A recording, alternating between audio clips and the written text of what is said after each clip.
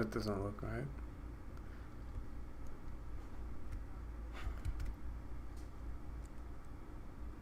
Okay, welcome everyone. Today I'm going to be editing an event. This is a low lighting event at a Sikh temple. It's a Roka ceremony, which is sort of an engagement ceremony, which I'll show you guys what that looks like. I went ahead and did some time-lapse footage where you can see the actual event, and I'm just going to let that play for a second until we get started.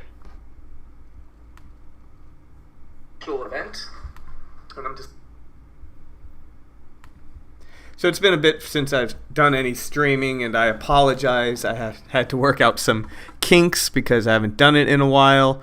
I decided to do a stream for a few reasons. I'm kind of torn because on one hand, I believe I can help you guys better when I do a live stream because you can give me some feedback, ask questions. However, at the same time, what happens is that YouTube tends to bury these live streams in the algorithm, and so not a lot of people see it. So if you are stopping by and watching, let me know, and I'd be happy to answer any questions you guys have about this event. So I'll talk about my workflow. I'm going to do it a little bit more organically, and it's not going to be very strict because of the nature of the live stream, but I'll talk about my workflow, what I'm looking for, but I'm also, and I'm excited to do this, I'm going to eventually get into the psychology of the shot, meaning what were my intentions? Why was I positioning myself in the location I was positioning myself in? What was I going for, etc. I've talked a lot on my channel about the importance of shooting with intention. As event photographers, it's especially important. I mean, it's important for pretty much anything, but there's no point in going to an event and making meaningless images, just as there is no point in doing street photography that results in meaningless images. This is a bit of a tangent, but unfortunately, a lot of the street photography videos I see on YouTube, they're essentially taking photos of absolutely nothing, and that's disheartening as someone who really likes photography. So let's get started. I haven't done anything with these images. I uploaded them, and I think I deleted 2 or 3 as I just quickly made sure they uploaded okay, that kind of thing. So I haven't really done much with them. If I hit tab, okay, so we have 2,831 photographs, quite a bit for something not the size of a wedding. But the reality is I shot about 6 hours and there was always stuff happening, so I was able to get a lot of different images. So I did have a specific approach. I'm always tweaking, I'm modifying my approach to photography. I always try to grow as a photographer. And I really just wanted to shoot this as if it weren't an event, shoot it as if I were just doing like an editorial, and I know that there's a lot of crossover. So the first thing I typically do is I had the foresight, because I knew there were a lot of images, to do an import where I did a one-to-one import. What that means, if we go to the top, although I'm not sure it shows on the screen, I'm not sure why there's a black bar in the bottom, but if you go to library, I believe, because I haven't done it this way in a long time, but essentially you can make sure you build one-to-one previews. One-to-one previews means that every time you go to an image, it doesn't have to render it. It has that preview already rendered, and so there's less lag time. A lot of people think Lightroom is slower than Photo Mechanic and stuff like that, and that's because they've never rendered one-to-one previews. They have like the minimal preview set for when they upload. So while I'm talking, what I'm going to do is hit Command A, go to my Develop panel by hitting D, and I'm just going to do some basic presets. Medium sharpening to start off. I'll just bump my contrast up to 15 using the arrow key up. I'll of course make sure I have auto sync on, and then the last one I do is I made a Canon color skin tone preset. So I was going to wait till I did a video on this because I did actually get a new camera. However, this channel's not about like pimping out gear, and so I haven't talked about it yet, but I've had it for several months now. I did get the Canon R6, and getting a new camera gave me an opportunity to experiment a little bit, take a look at a few things I haven't really thought much about in a long time. One such thing would be JPEGs versus RAW files. You know, it's always like Canon JPEGs are amazing and all that, and I just don't care. I mean, I'm very happy with the Canon files I have. I've been very happy with when I've hired second shooters for stuff with Nikon photos. I had a Sony RX1 for a while. I loved them all. The colors were different, but I never felt like, although I liked Canon, I never felt like it was this mind-boggling difference. So when I got the R6, because I could not, Adobe removed they used to, if we take a look at the screen here, they used to have Camera Faithful, and it wasn't available for the R6, and so I could no longer do that. And when I realized that, I decided I'd take a look at the JPEGs versus the RAW files, and no matter how hard I tried, I could not get the RAW files to match my JPEG files. And I tried really hard. It took me hours to figure it out, but ultimately I did figure it out. No longer am I using one of the presets. I like Adobe Color for the most part, but then I go to my Canon preset, skin tones preset that I created, and I'll just apply that to everything. Typically I'm doing it when I'm shooting portraits, but I'll apply it to everything. I think it's a pretty good color profile I've created, and it's come very, very, very close to the JPEGs, if not identical. Perception-wise, of course, I can't exactly match whatever they're doing, but perception-wise. All right, hit G. Now I'm going to go through my photos, and I'm just looking for first duplicates. Now this camera is so damn good, and I'll also make adjustments to my basic exposure. This camera is so damn good in autofocus that I'm just finding I'm not really missing anything. I don't know what happened here. This image looks off. I'm finding I'm just not missing focus. And the burst speed is absolutely insane, which I think is absolutely unnecessary. But the good thing is like, before I wouldn't use too much of a burst because I didn't want to go through so many damn photos because I would have to zoom in all the way to make sure I focused on the eye. What I can do now is I can pretty much rely on the fact that all the images are going to be in focus. So if I'm looking at all my images and I say, and there's like a bunch that are identical or very similar, I don't have to zoom in to see which is sharpest. I can just say which one has the best composition or captures the best moment. And so it's actually saving me some time, is what I've realized. So as this man approaches, I try to get a few different angles. One, I liked the off-center look of this shot here. Then moving forward, I tried that again. Then I went to get one of him in the middle. I quietly moved forward and got one right from behind, using a very shallow depth of field to sort of isolate him in the moment.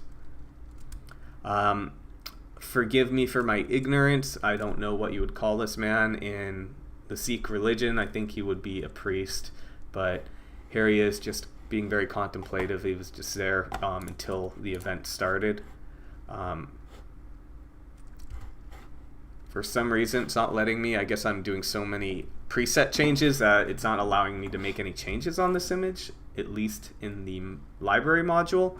So I'm going to take a look and develop if that will now just bog down. So one thing that made me decide to get the Canon R6 and not the R5 was in part that if I got the R5, I felt like I would have to upgrade my computer as well to handle the larger files. My computer is aging, but it works, and I'm making a living off this, and I've been doing it for some time. Someone joined me in the chat. Hi. I don't know how to say it. Amory, I guess. Amory Am. Hi. So I didn't want to upgrade my computer just yet because I plan on upgrading a few other things, and it's just a massive upgrade year, unfortunately. It took me years to build up my kit, and 2014 was the first year in business where I no longer had to buy anything, and I was able to travel in Europe for a month without a budget, and it was awesome. And either you're going to have periods where you have to make a lot of upgrades in 1 year, or maybe you spread it out, whatever works for you. But if you have to make a lot of upgrades, it's frustrating, but it's part of business, And so this year I knew I needed to upgrade my camera. I need a new 70-200, and I wanted to wait until I upgraded my camera to an RF camera before I bought the 70-200, because I will get the RF version. And then I need to upgrade my computer. And so the order that made sense to me was camera, lens, and then computer. And so far, this computer's hobbling along, but as you guys can see, it's frozen. It's not frozen, it's just thinking, and so it won't upload anything. So I don't plan on getting up until I finish this edit. And so I've got a massive jug of water here. Let me know if you have any questions, especially right now, because I know there's a delay, but while I'm allowing my computer to catch up, I can answer any questions people have if they have any for me. So if you're just joining, I am doing an edit of a Roka event, which is an engagement ceremony in the Sikh religion, or it might not just be limited to, I don't know if it's cultural or religious, I'll be honest, You get to learn a lot on this job, but I didn't learn that.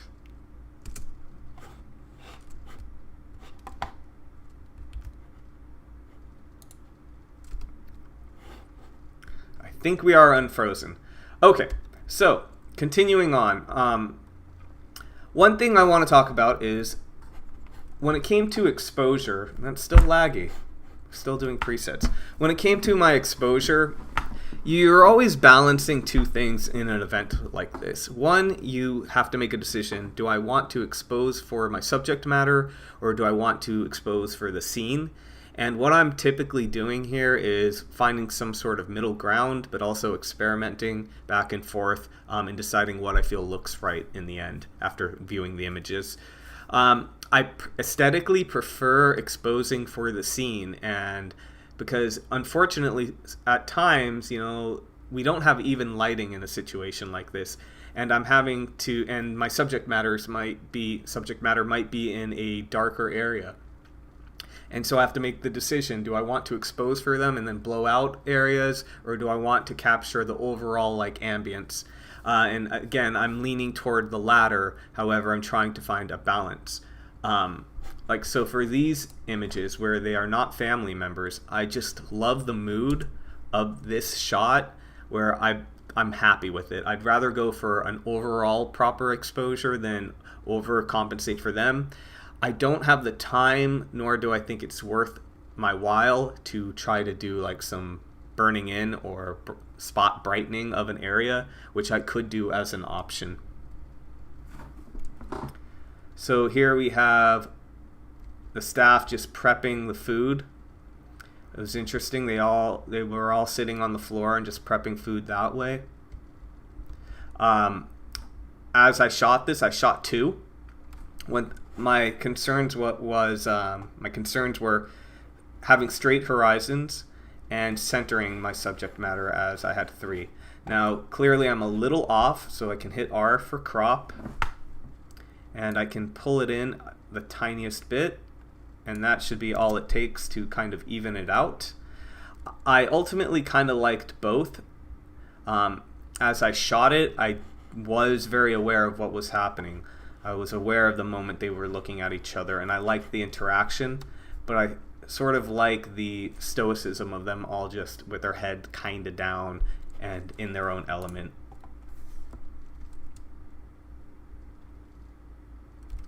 Another thing about this job is that I shot it entirely with available light. Why did I do that?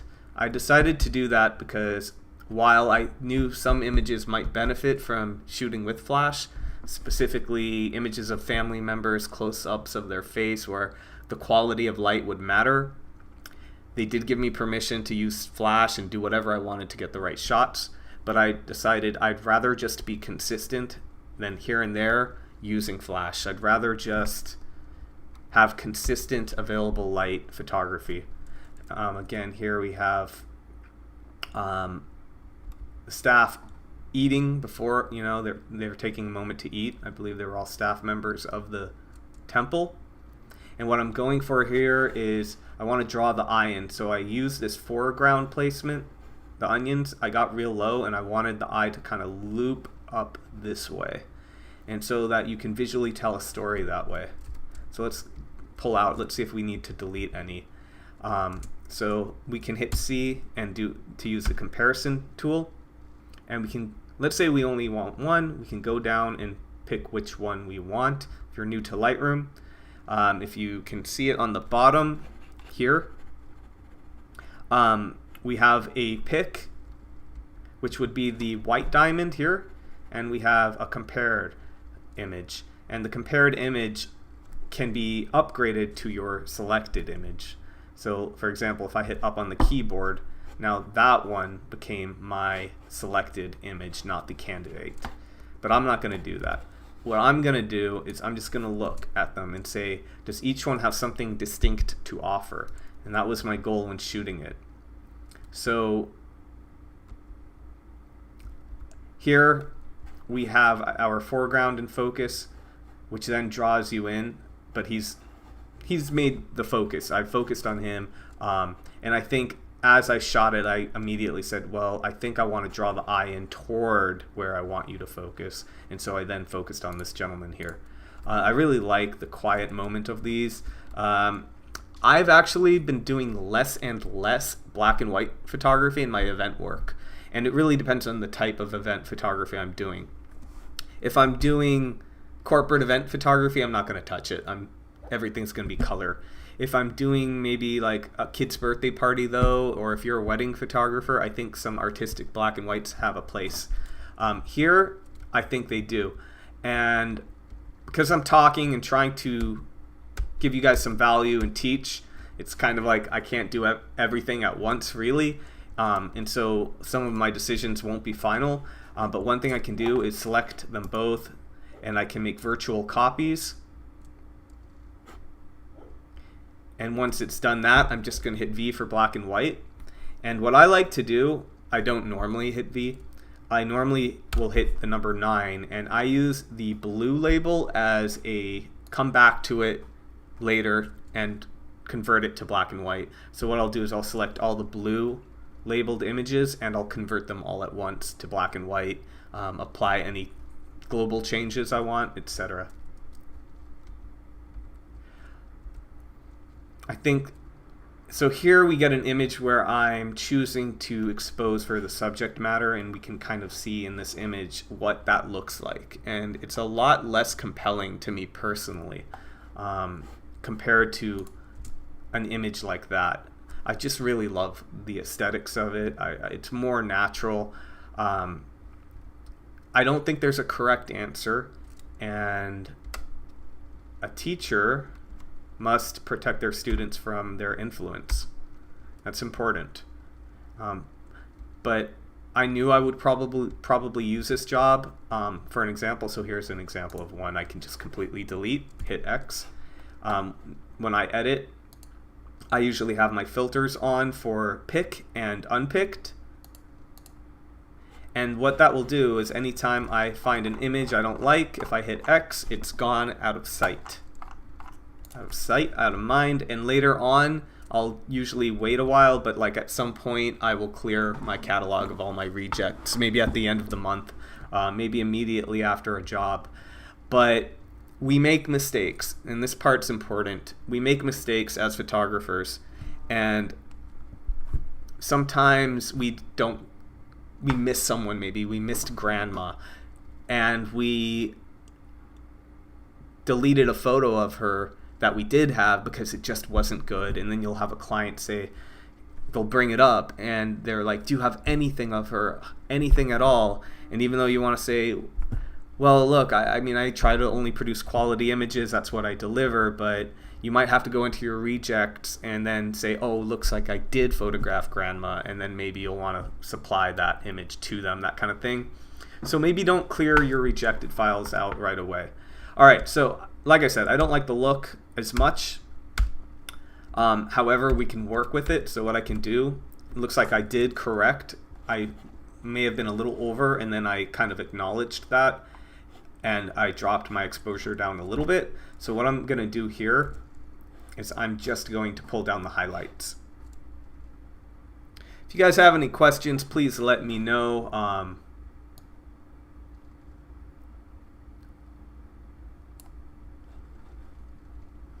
I also think I'm getting a lot of slowdown just from streaming.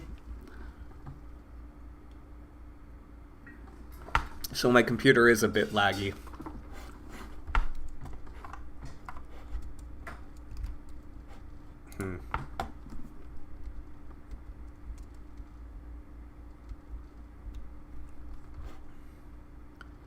So here's an unfortunate mistake. That should have been my focus.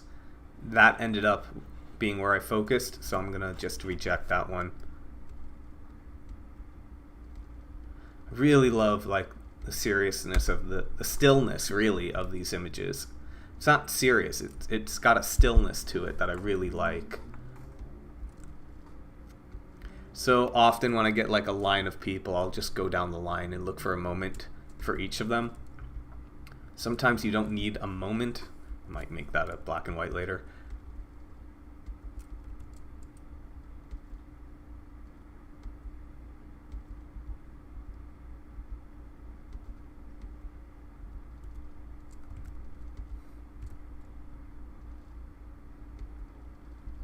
So here, I want to tell a story. That's the father of the soon-to-be bride.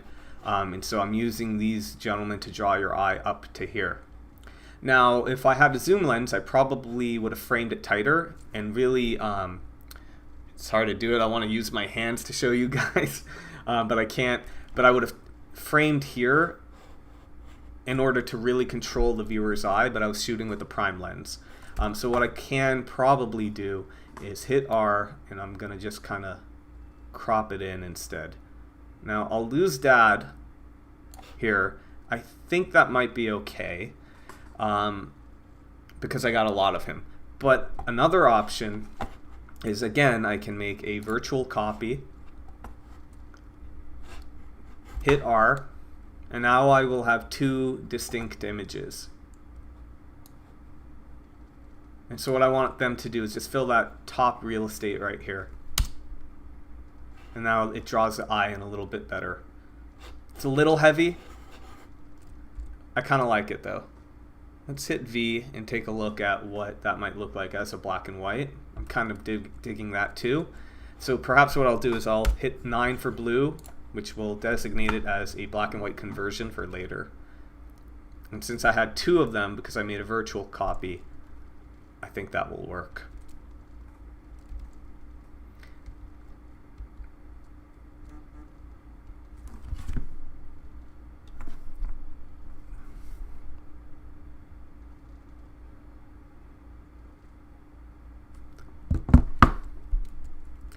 Okay. So here's an image. I want to just talk about the psychology. At an intuitive level, once you're past the point where you're having to juggle everything, like the basics in your head, like what's my exposure, what's shutter doing, what is my ISO, is it too high, where should it be, etc., etc. You're not fumbling around with your autofocus settings and all that. You're able to really just be present, and at an intuitive level you'll see everything.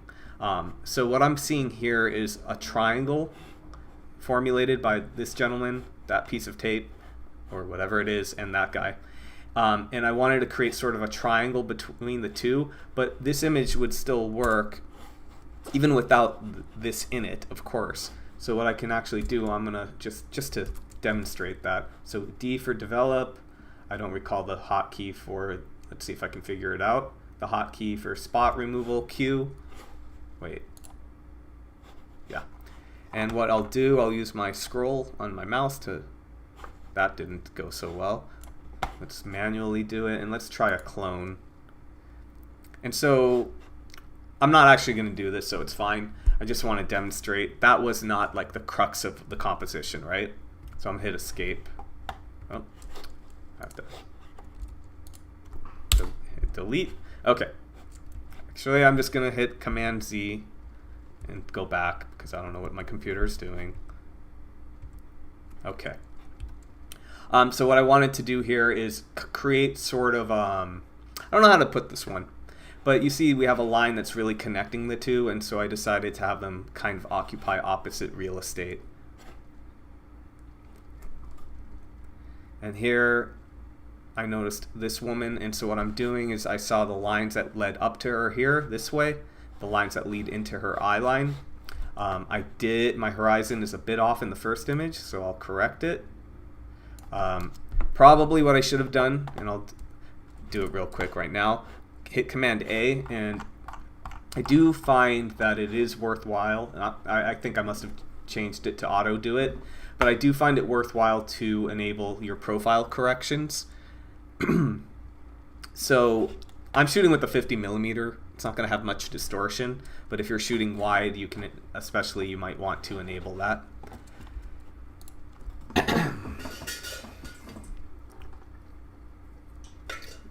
If you're watching this right now, let me know in the comments so that I know it's not my mom watching it 9 times from 9 web browsers. Which is a joke, but it's not a joke. I think she's done that. So I'm looking for different moments. I didn't just hold a burst. I'm like, okay. I saw her straight forward. I liked it. Then I saw her gaze began to change. That's going to be a black and white. And so I wanted to capture a few different versions of it as she was adjusting and looking around. Here's an image I actually love aesthetically, even though you can't see her eye. I love the aesthetics of it. I can tell without hitting R to go into crop. Hi, Rohan. I can tell that it's going to be too wide for me to do a vertical shot, but I'll hit R and show you guys, and I can hit X as a quick way. And as I said, it's too wide to do an alternative crop, but let's hit enter and see what that looks like. Not so great. So I'm going to hit Command Z a few times and undo that. Let me know if you guys have any questions. Okay, Linda. Hey, Linda. For those of you guys who are supporting me on Patreon, I started and I'm going to continue to do a lot more exclusive content. I've had to accept that I've been doing a lot. I'm always in self-growth mode, but this year has really put me into an extreme mode of self-growth. And one of the things I kind of realized is, for whatever reason, whatever happened to me in my life, at some point I just started taking care of everyone around me, looking after everyone. I mentor people because I never had someone that mentored me and all that. And what happened is I never learned to take care of myself. And so I acknowledge I need to get better at asking people for support. Making these videos does take a lot of my time. And I want to acknowledge the people that support me on Patreon by giving them something extra. And so I've been putting exclusive content there. But also another reason I've been doing that is because I can't share everything on YouTube, as much as I'd like to. I'm just an open, honest person, and I'm not talking about keeping secrets, like secret techniques, but I am running a business, and so I have to be protective of the business, and there's stuff I would like to share with my fellow photographers that I don't necessarily want to share with my clients. And so a lot of that type of content is going to be placed on Patreon, the stuff I wouldn't necessarily want to share with clients. Mark Cow, thanks so much. I really appreciate that. Like, means a lot to me. I get more excited about like any like show of support than like big massive show of support, which I care about too. Like when I get a new $5 Patreon supporter in the morning, I wake up and then like it brightens my day. It's only adding up to $100 right now. You know, it's not a lot, but it brightens my day. Here, what I'm going for is that I saw them scattered. I saw how we have several different people in a line. And so, again, you want to visually tell a story. You want to give people sort of an item to bounce around from, like here, here, here, here. Can you explain more about leading lines? Absolutely. Chaplain Kyle, I'm for sure not your mom. Thank you for doing these. I highly enjoy your work. Thank you very much. All right, so 4 of you are not my mom. Sure, leading lines. So I think we have to have an open mind about things, and we can't be too rigid. And the classic example of leading lines are just straight lines that lead toward a subject. It could be like a vanishing point, that kind of thing. You can create leading lines often by just changing your angle relative to your subject matter. So, for example, imagine imagine you're photographing someone sitting on like a fence. And it's a very flat composition. However, if you simply cut an angle and shoot into them, maybe you put them 1/3 of the way, you now have a fencing that creates leading lines toward your subject matter. I mean, perhaps you could even argue that in here we have, in this image that I have up right now, that we have some leading lines. Now, I'm going to pause in a minute because I realize it is cropping the top of the image in the stream. So let me see what I can do about that. But for now, where do we have leading lines? Well, you could argue the tape leads in here. That's a leading line. That's a leading line. And you could even maybe argue that leads your eye in. But you could even argue that in a way, the lineup of these people are creating leading lines. I don't really you should understand all the basics of composition, but more importantly, you should learn to just visually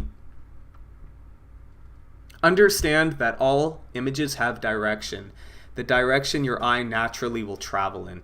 And so instead of being rigid, like where are my leading lines, you could just say, where does my eye go?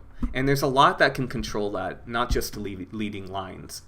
Negative space can control where your eye goes, light value, etc.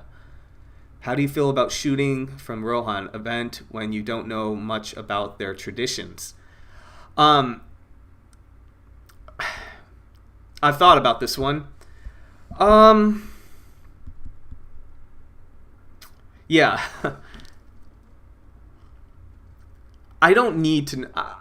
it might sound controversial, and it should not sound arrogant, but I'm worried. I worry about it sounding arrogant, but my ultimate goal is always to be very present, and I think my greatest strengths would be my ability to read and understand people and predict patterns. And so I have never found myself limited by not knowing certain traditions. Also, I've now done this job for like 14 years maybe now, and I've seen a bit of everything. And so I've never found it to be a hindrance, but perhaps like if you're pursuing weddings and you've never photographed a Jewish wedding, and you might be at risk at missing the fact that, you know, they're gonna I don't even know what it's called right now. Hey mom, what's it called? But when they step on like the glass at the end of the wedding, and you might miss that shot, that kind of thing. But you should be doing your due diligence, and you should be asking for anything like that. Like, is there anything I should pay attention to? Especially if you're a newer photographer with less experience, ask. You know. Also, just in general, just make sure you're being respectful. So one way you can be respectful, so I'm actually going to go for the slightly underexposed image here. One way to be respectful is ask, are there any rules, anything I should be careful of. So while these images all look the same, there's actually a difference. Here I'm focusing on the woman on the left, here on the, or got that wrong, woman on the right, woman on the left.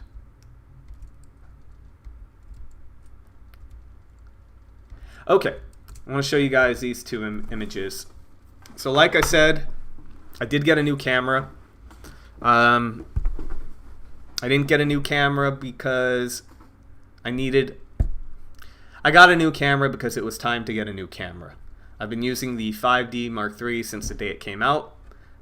Miraculously, the shutter hasn't died on me. I've been shooting events for, well, I mean, when I got it, I still shot weddings. This is like, it was like a career builder for me, that camera. But I've always said I do an every other upgrade. I find that to be the best bang for the buck. I find it to be the most sensical from a business standpoint. I believe that when you don't upgrade your camera, it can push you to be a better photographer and work with your limitations. I didn't find the 5D Mark III terribly limited, but it was time. I didn't know how long the camera would last on me, and so I did get my new camera. And it has a lot more features, and even though I'm very familiar with Canon cameras, I was surprised at how much deep diving I had to do into like the menus and the instruction booklet, the manual. And that's not to say it's more complicated than a Nikon or Sony camera. I think it's probably less complicated, and certainly for me it was, because I know Canon. But one of the features I have been experimenting with is that it has a new auto white balance mode, one which will or will not correct for tungsten light. And so here we can see I'm experimenting around with it. The image on the right is not correcting for tungsten, the image on the left is. And so what it basically does is it has a mode where it can neutralize tungsten light to be more like a neutral white light, if that makes sense. However, when you want that environment, when you want the moody warmth of tungsten light, you probably don't want to do that. After experimenting a bit with it, although I don't feel like I'm done experimenting, I would say I prefer not to correct for it and to allow some natural tungsten warmth into my shots. All right, Chaplin, what's your advice for beginners to start learning and using Lightroom? So I can tell you how I teach. You know, you guys, if you're new to the channel, I actually am a photography instructor in normal times, but during the pandemic I've taken the year off. I teach it. I actually don't really teach it. And the way I mean, not really. I do teach it, but I teach it by not teaching it. And what I mean is I don't spend a day or 2 days or 3 days on Lightroom out of a 10-week session. Rather, during critiques, what I do is I vocalize everything I do. So I've been doing a little bit of that today, and I'll continue to do it.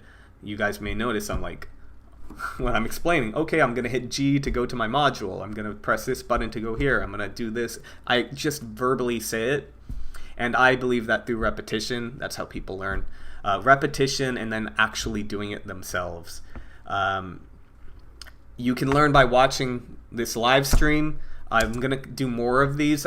Even though I even worry it hurts the overall health of my channel. YouTube claims it doesn't. But when you do a video that doesn't perform well, and I don't believe live videos tend to perform that well, I do feel like my channel will get fewer views because of that. Opposed to when I just do content I know will do really well, it seems to generate more views overall. Anyone else have a question? Let me know.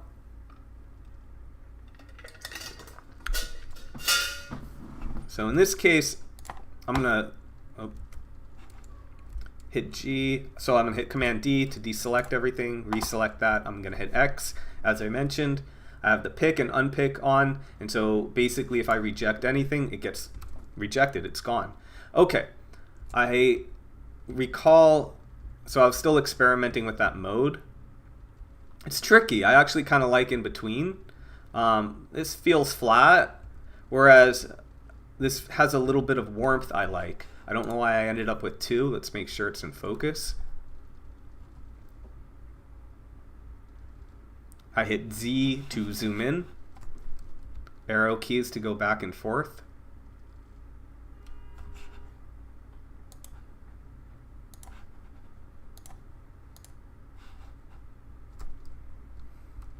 That's about the same.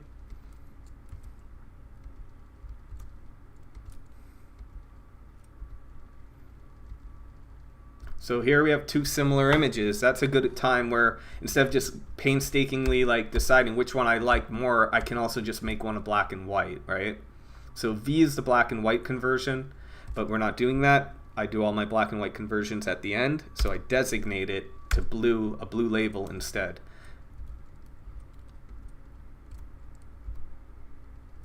So here is a good example of, I'm very close to the proper overall exposure. I'll just pop it up by like about plus 2, maybe. We'll go to 2. And then I'm just going to pull up my shadows because I want to kind of even out the exposure on each person's face. Thank you, Rohan. I'm glad I did. Really not easy to multitask this way. I'm not going to lie to you guys. So what I did, I selected a bunch of images that overall had similar exposures. I made sure auto sync was on, and the reason I did that is because I want to try to even out the bright areas here with the shadow. And so what I'm going to do, my overall exposure is fine. I could maybe pull it down a little bit. But I don't need to. What I'm going to do is pull down my highlights. And I know I'm not going to get I'm not going to perfectly salvage it, right? But I can make it more usable. You know, I could do something like that. Now, if you still don't like how they look, what you can do is make these black and white. You can use black and white photography to hide technical imperfections. So if I hit V just to show you, let's take a look. I think I can work with the image a lot more. I definitely will want more contrast, etc. But again, I'm gonna hit, I think it's kind of hard when I have to make a decision and keep talking to keep everyone engaged, but let's see. Yeah, I don't think, I'll decide later. We'll come back to it. My dream was to take you guys from beginning to end, and, along with my entire edit, but in talking, I don't think I can do the job properly, so I'll have to come back to this work and just make sure. Now here, I don't think I was messing around with that auto white balance setting, yet for whatever reason the camera appears to be completely all over the place between its auto white balance between those two shots. What I really like about this image is the way the light is cascading downward, creating interesting patterns on the wall. It does have like a spiritual energy to it. Please forgive me for using the phrase or the saying spiritual energy. Here, just going for a classic like rule of thirds-ish where it slopes downward.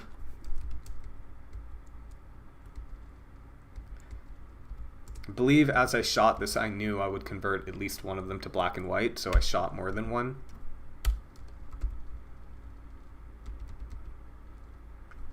Here it's an example of using people to create leading lines, where you have 1, 2, 3 leading in. You have the arrows on the, or the lines on the carpet, the rug, leading all toward in this direction. So if you were to blur your eyes, for example, you would see that everything does lead in toward this direction. Let me see if I can find a way to fix the way Lightroom is displaying. The screen's going to do some weird things for a minute. Yeah, I might not be able to do anything about it. Let's try getting out of full screen on Lightroom and see if that helps. That might help.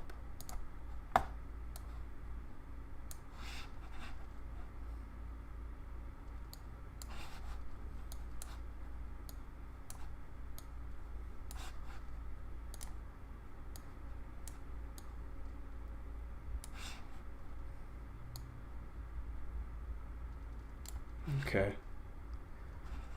Hopefully that helps. Oh, so speaking of traditions, back to that, two similar images. Here I was required to wear a head covering, and so they helped me out with that. There are certain rules. You don't enter the temple with shoes on, so I had to take my shoes off, and I had to cover my head. I'm more than happy to comply with any traditions. So here we go. That's me, my selfie. And what I'm going to do is I'm going to hit 7, which is something, a label I use when I don't want to delete something necessarily, but I'm not going to include it in my delivery. And so I'll select everything but the yellow labeled images, and that's what I will export. Okay.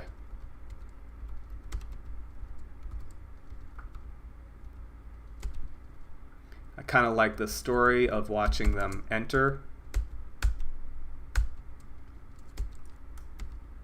That's why I'm willing to keep more than one. I like the moodiness of the low light. I might consider just leaving that. You can see how the camera is doing some weird stuff. That one's an outlier color-wise. I'll label it blue. I'll just make it black and white. So you have to ask yourself, is there something distinctly different between these two images? And I'm going to argue that there is. You know what? It did not help what I did, as far as like trying to show you guys the whole image. So all these images are getting cropped off at the top, which is not giving you guys the most accurate impression of what my composition looks like, but if someone knows how to fix that, awesome. Rohan, you actually, okay. Yeah, they're quite nice. They're long. They're quite nice, though.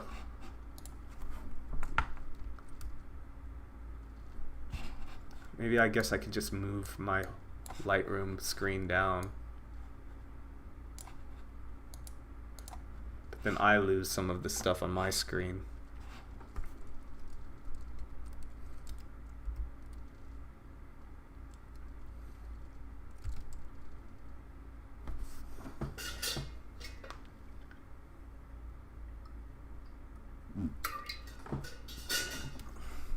Okay, Trey. When delivering these to the client, do you keep the edits relatively the same, or do you throw some black and white photos in the mix? So you probably just joined us. What I do, okay, I'm going to give you the whole thing. More and more in my career, I've leaned toward not doing any black and white conversions. But at this point in my career, I do a lot more corporate event photography, less like family stuff.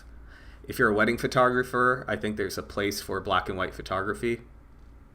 Yeah, James, I'm working on it. I think I may have fixed it, but there's a catch up on the stream. So I'm shooting less of the type of photography that would demand black and white photography. However, this is a good event where I think black and white photography will serve a purpose to give some more artistic images as well.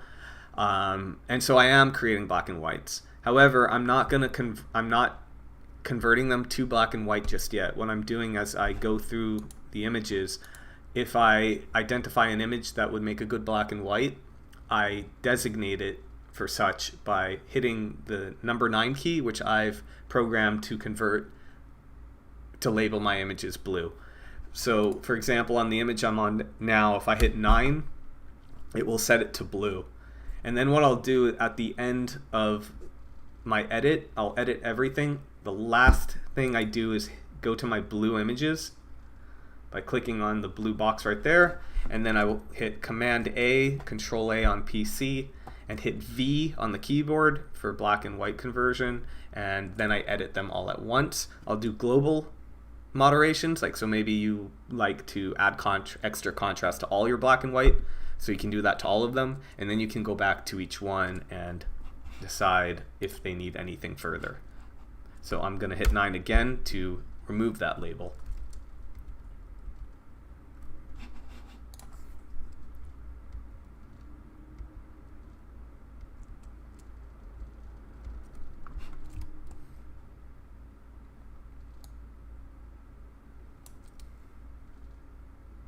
You got it, Trey. Just gonna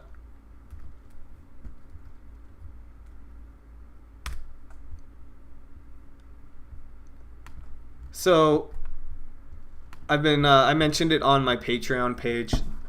One thing I think I'm going to do going forward is I've always wanted to help people. It's what drives me in many ways. And so one idea I had is I always had this idea that one day I'm going to build some wealth, not for material gain, because I don't care about material things. I just want security and freedom, and I want to travel. So I'm not motivated in that way. I am motivated to help people. And so I always had this big idea. One day I'm going to build enough wealth I can really help people. And I'm hitting my later 30s, or I'm in my later 30s, and I'm realizing it's a really tough road, especially as a professional photographer, and I don't want to wait anymore. So what I'm going to do is I'm workshopping it, and I don't know exactly when I'll start and at what point I will, but I'm going to start donating 10% of what I make off YouTube ads just to charity straight away. I want to help people, and I don't want to wait to do it. And so if you want to help me, you can help people by watching my videos. If you want to help me and support the channel, you can support me on Patreon, is what I had in mind. So just throwing it out there.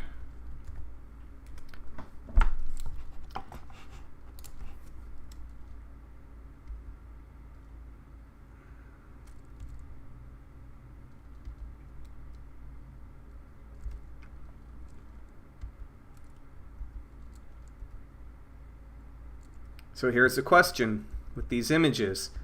Again, do I want to expose for my subject matter or expose for the scene?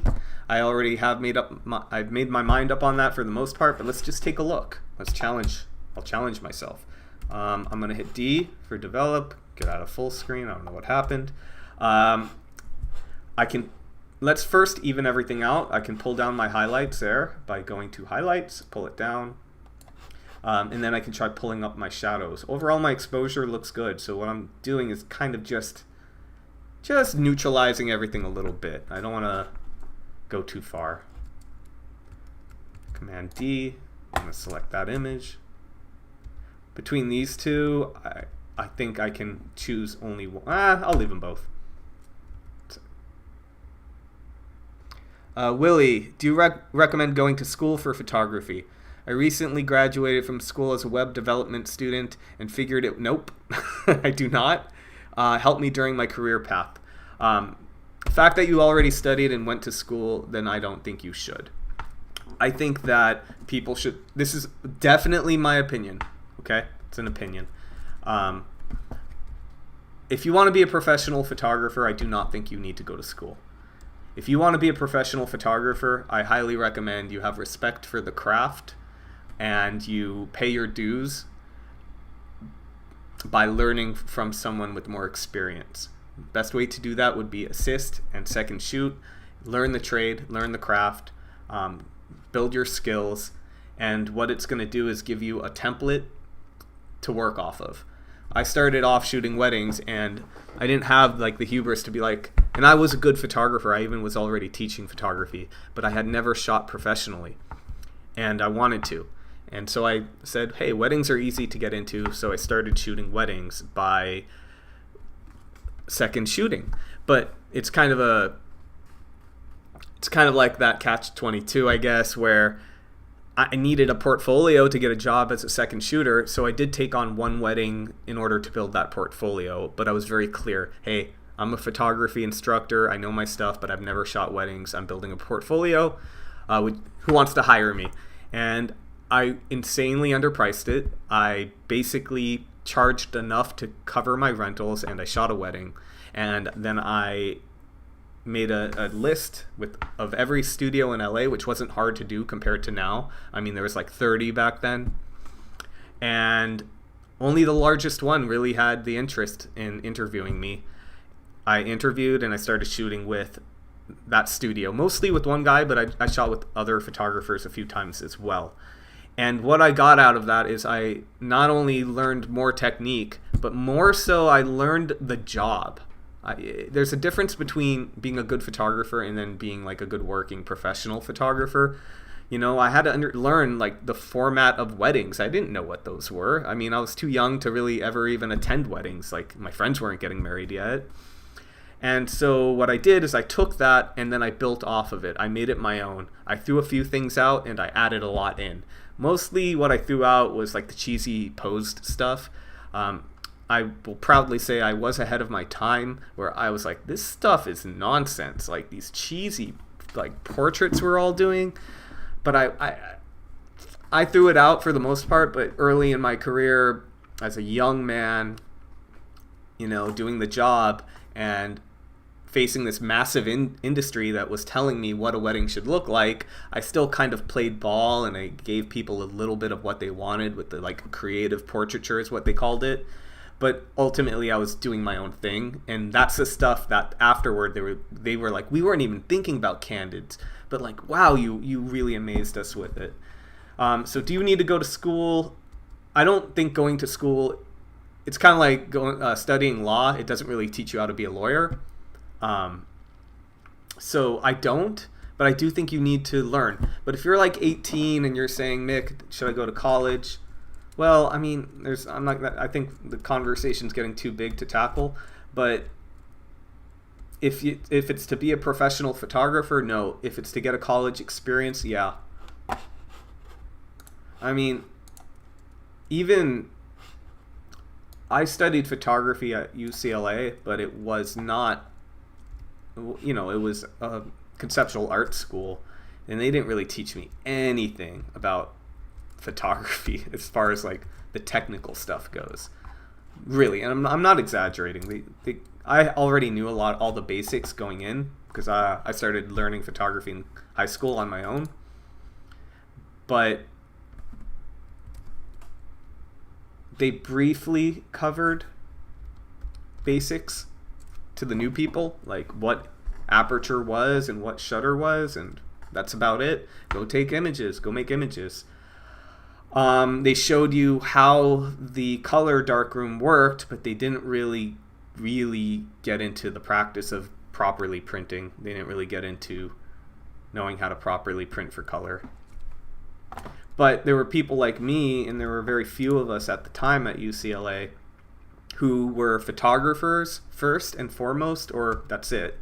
Most of the people taking photography class at UCLA, most of them were painters, sculptors, that kind of thing. And then there were the diehards, and we were the ones that were night and day in the darkroom. And I would talk for hours with the lab instructor. He was the guy I learned the most from. Hours, you know? I took advantage. And it was like that even like when I was in... Even when... yeah, it was always like that. Always the lab instructors were the people I learned most from. They were the ones in the lab, and they were the ones I would show my work, my prints to, and be like, what's it need? That kind of thing.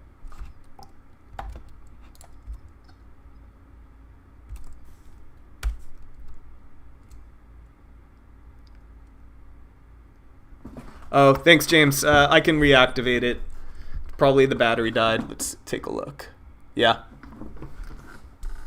I'm gonna quickly hit, I think, if I'm remembering right, there is a slideshow option while I do that in Photoshop, in Lightroom.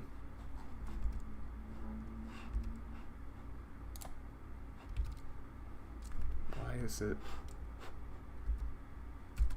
Sorry about this, guys. Hang on. It's okay. I'm just going to grab a battery really quickly, guys.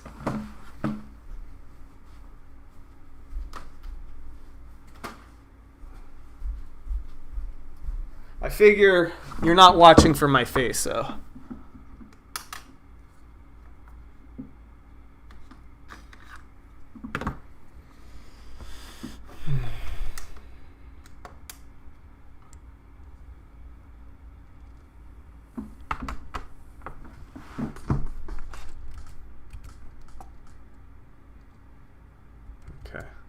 Camera should be up in a minute.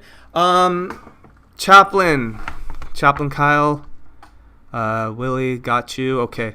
From watching many of your videos, I sense photography is a kind of spiritual practice or martial art for you. Is this correct? A correct assessment? If so, can you speak a bit about this? I'd be happy to, actually. Short answer is that it is spiritual in a sense. I think that things are changing, but I think for the longest time, spirituality had this, it was viewed more as man, this is a hard one to get into. Hang on. It's probably best I start with like my own personal feelings. So to me, there's a lot to spirituality, but the biggest part of it is presence, being present, being alive in the moment. And when it comes to that, I'm absolutely consider myself deeply spiritual.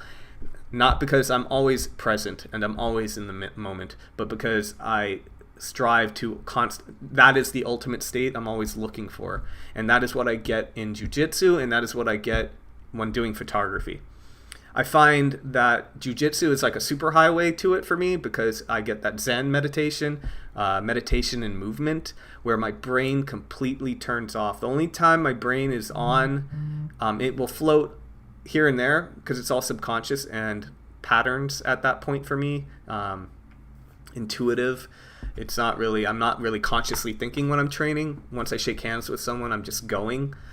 The only time I'm conscious is when I'm training and I'm wanting to purposely be an observer of what I'm doing in order to teach it better to other people. And it's funny, I actually did that while shooting this job where I would think to myself like, what am I doing consciously? I would say, what am I doing right now that I've been doing for the longest amount of time, and how can I relay it to other people? So the question, practice, it's not a martial art,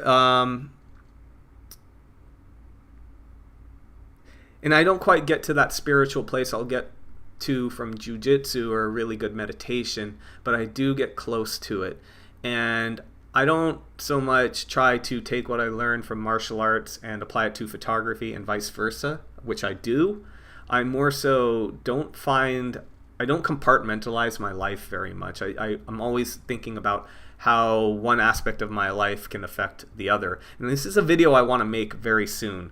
So I actually believe, there's like this cliche in the jiu-jitsu world that jiu-jitsu makes you a better person. And I wrote a really long article. I could probably find it, or I'll give you guys the link to find it. But it's a little cliche and oversimplified, because in a way, jiu-jitsu can make you a better person if you use it as a platform to make yourself a better person. So, for example, you can use it to check your ego and grow as a person and become less egoic, or you could use it to enhance your ego. And I believe you can do the same with photography. This is especially weddings and like big corporate events, multi-day conferences. There's a lot on the line. It can be very stressful and high-paced. It's not too much for me anymore, but when I started, of course it was. And one thing you can practice is stoicism, or just non-attachment, where you're not emotionally you're detached from the job, and not in a negative way, just emotionally detached. You see what your possibilities are, what your variables are, and you do the best you can do with them, and you know that's the best you can do. And if you can do that in photography, you can start to do that in your life as well, and vice versa. It sounded a little preachy, and I apologize if it was, but I was asked.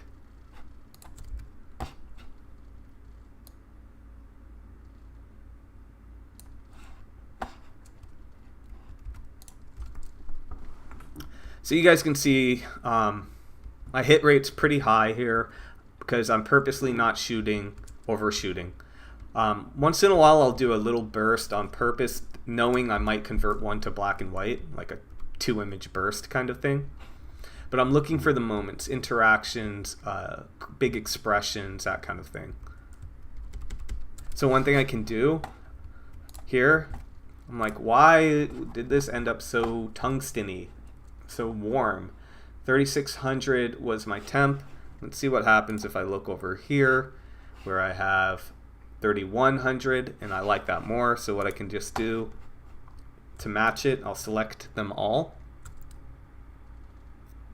Hit D for develop. And I can just try to match it manually that way. I could also hit Command C in order to copy and then paste. Another thing a lot of people might not know about in Lightroom is that you can Control C, Command C certain things in order to copy. So here, I prefer the traditional rule of thirds. I gain nothing by being slightly offset. I don't personally think that I think a balanced image is far more important than a clinical rule of thirds type of image. I think I'm always looking for balance, and sometimes having someone slightly off from the rule of thirds actually makes it a more balanced image. Here, what I'm going to do, I'm going to hit R and then X in order to just do one image like that. Perhaps I'll make it a black and white later. I kind of like it color, actually. I love the muted tones, the white, and then the bright green up here.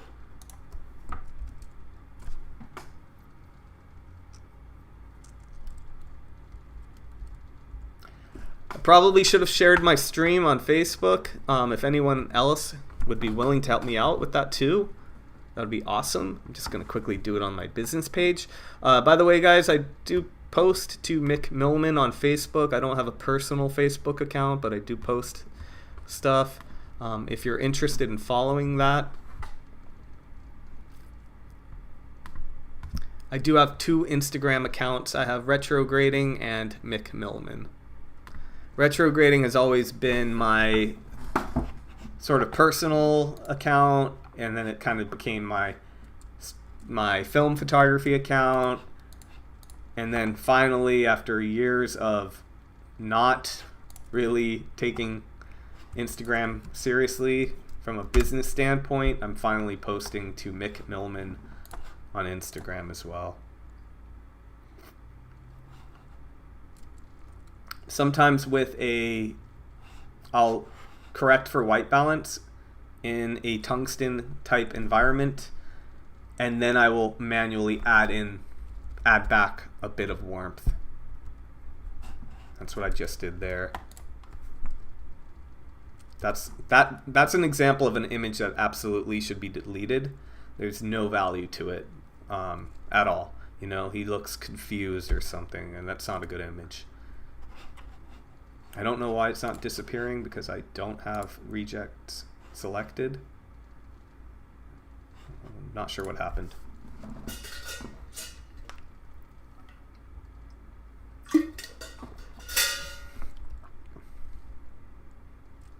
Okay. So you guys can see like the image which has a slightly, here, let's go, I'll undo that delete. Okay. Wait, oh. Where are you? That's okay. Sometimes I think a lot of people have a tendency to overexpose, and what happens is your colors kind of lose their saturation that way.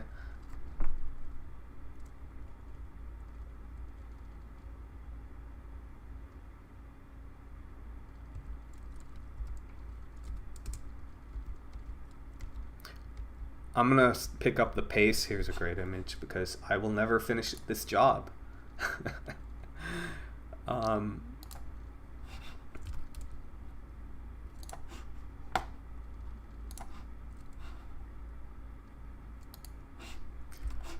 So I'm not really following a template, but most of the time I am, and what I'm doing is I am first only narrowing down my selection, so culling my images, and in that process I will often fix like basic stuff, like make sure my exposure is correct, like if it's completely off, like if I miss by a stop, but I'm not really doing much else typically. So you guys will see very quickly, I'm looking at each image and making sure there's value to each one. If there's a distinct moment, maybe in one image,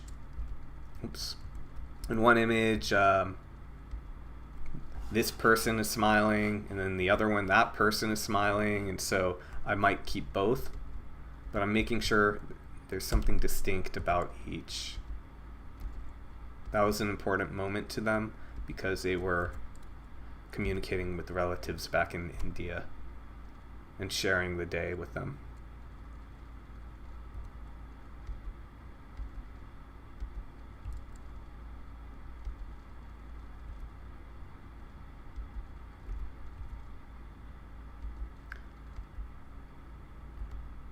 Rather than just try to fill the empty sound with me talking, because I'm having to drink a lot of water just to keep talking.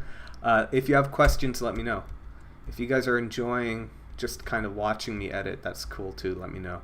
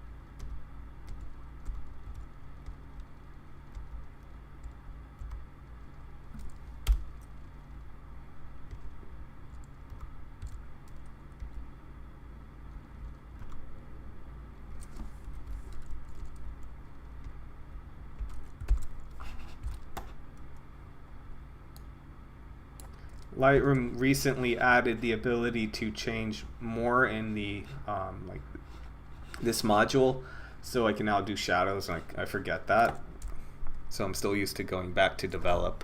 What's your opinion on warm versus cool tones? Not referring to keeping the feel of the moment, but rather, yeah, just in general. Well, I mean, warm in general is warm. I mean, it's people will emotionally mirror the tone. And so people often want to add warmth to the image by making the image literally warmer. Skin tones do tend to look better that way. Portra is a bigger seller than Fuji's professional film, as far as I know, and it's mostly selected for portrait work over Fuji's version. Not version, but I'm forgetting what the Fuji 400 is called. So I generally veer toward warm over a cool image if there's people. James also said, personally, I don't get people who prefer to use one overall. I know event photography is more about reality, but what do you experience with other genres? I'm not sure what else to add to that. I have opted for cooler tones here and there. I think what would be best is if you can stay tuned, I'll do more of these videos because I can think of a few jobs in which I veered more toward cooler tones, and I can better explain it with visual examples.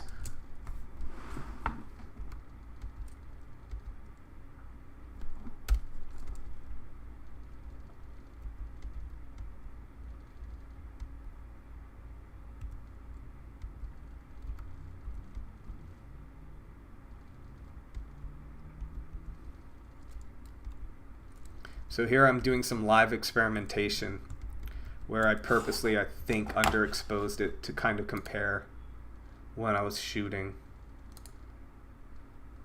And I really like the mood of these images, the darker ones, but sometimes you'll give your client what you think they'll like. You'll kind of like, or find a compromise in between. Like, I like it this way, but I think you'll like it that way, and maybe I'll find something in between.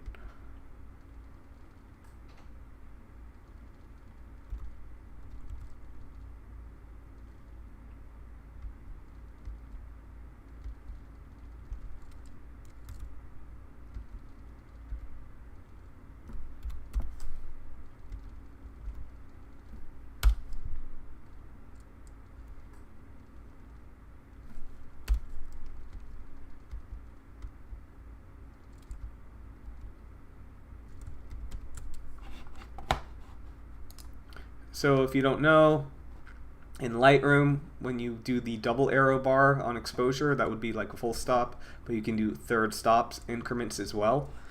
If you do this long enough, you start to kind of like, you'll look at an image and you'll be like, oh, okay, 1 2/3 stop underexposed. You'll just know.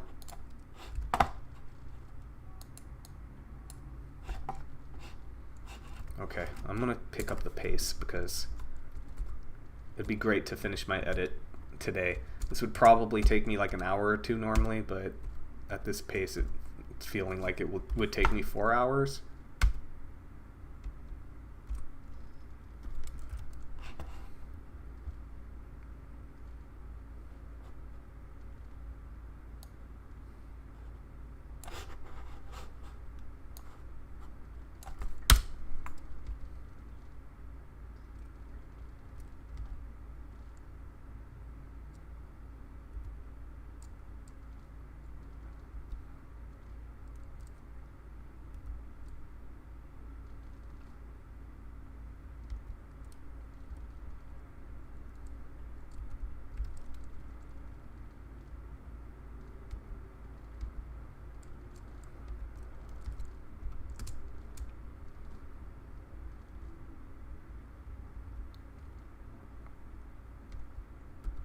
So earlier, I was positioned right here.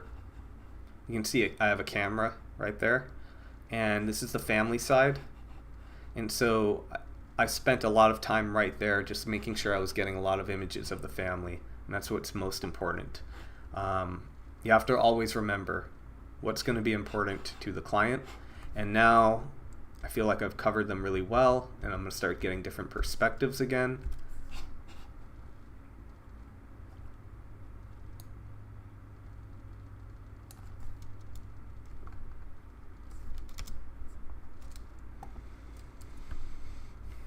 Okay, so James says, thank you. I know some people who just make things so blue, even if it's somewhere like Chinatown with lots of orange red, although I guess this is a bit irrelevant. More to do with chosen styles. Yeah, I have a lot of thoughts on that, to be honest. When I was still young man shooting weddings, I would tell my potential clients, in short, my photographs look like photographs. What happened there?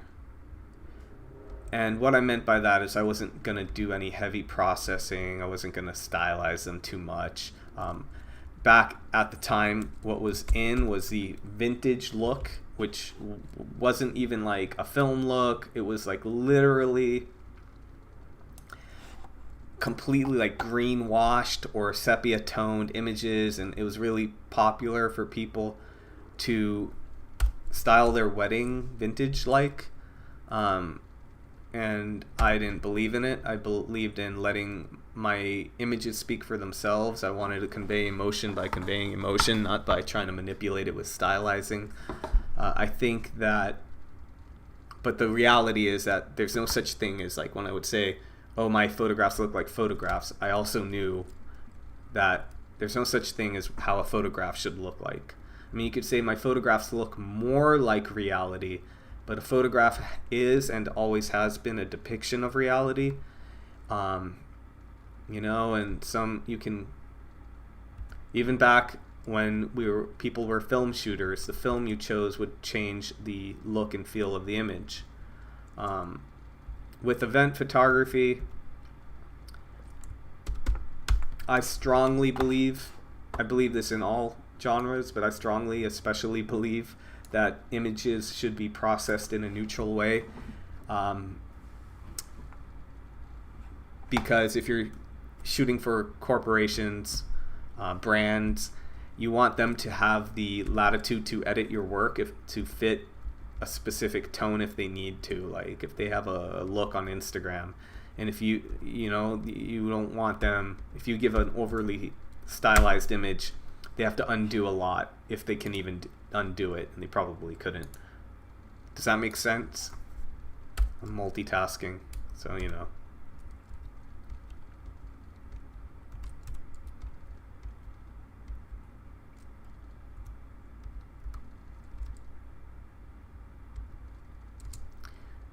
What do you do when you get an image that is a great moment but a little blurred? Well, black and white can kind of cover that up a little bit.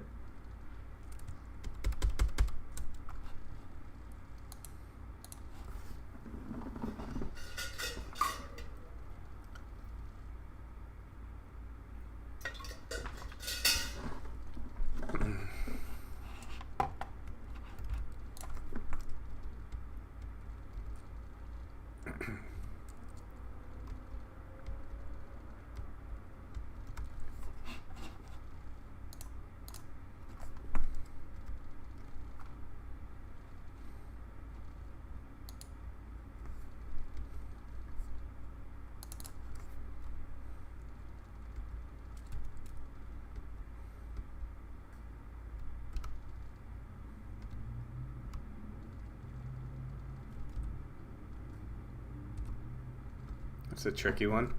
Sometimes if I don't know if I want it to be black and white or not, I'll create a duplicate and I will crop differently for the black and white version. Or even if it's like barely cropped differently.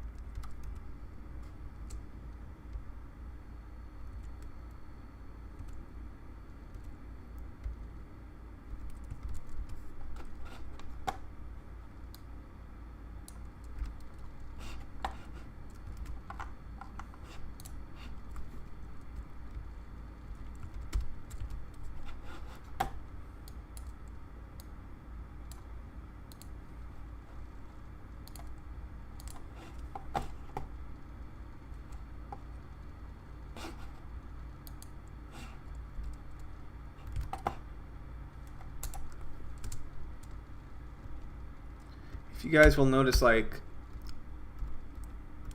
my workflow might look random, like when I'm making adjustments with sliders, but it's definitely not.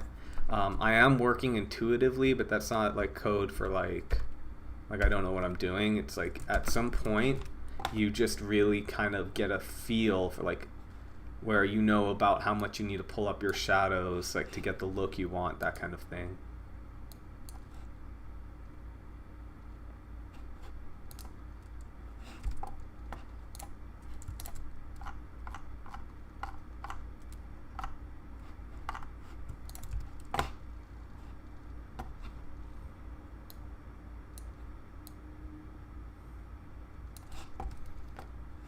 If you just jumped on, let me know you're here. It's nice to hear from people. I still think about how tiny my YouTube channel is, and it is by most standards, but like at the same time there's over 6,000 people that have subscribed. I have to remind myself of that. But I think because so few actually ever comment, it's easy to forget.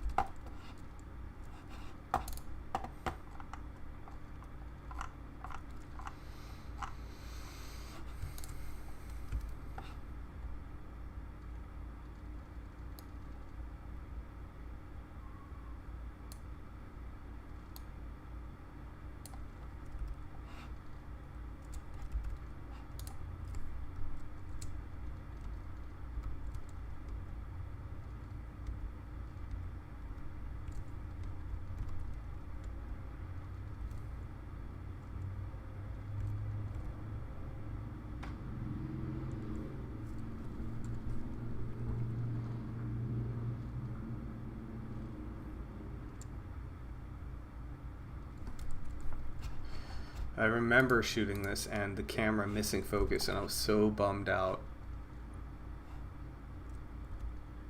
Like, I love this layered look. I'm still gonna keep it, but it's disappointing, but it happens. Yeah, I remember it just like completely didn't focus, and I wasn't sure why. It wasn't like my own error.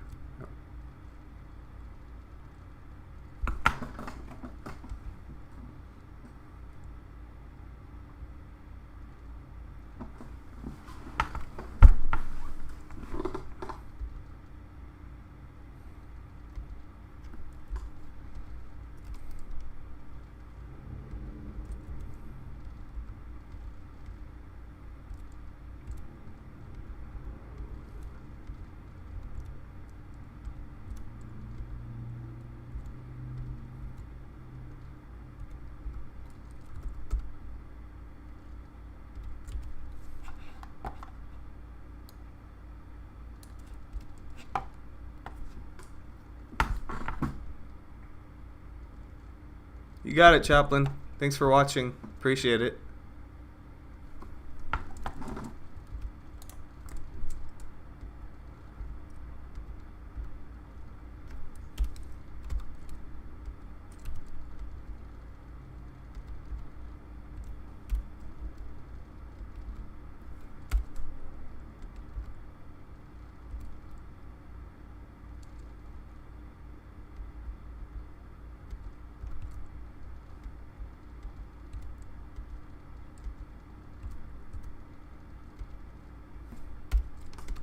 I'm just going to pick up the pace a bit more. Normally I'm actually a lot quicker.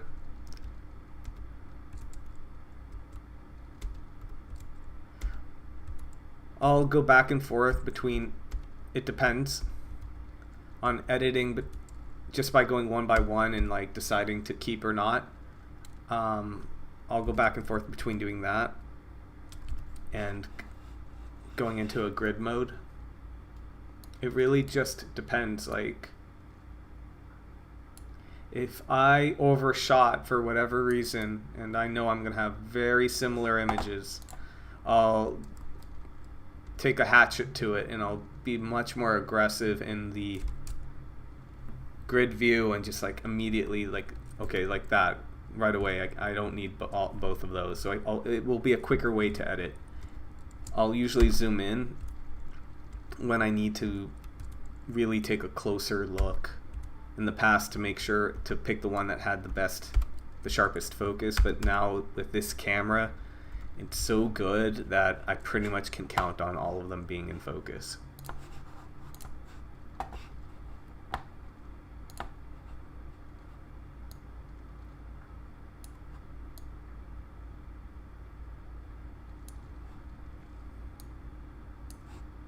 I'll come back to that.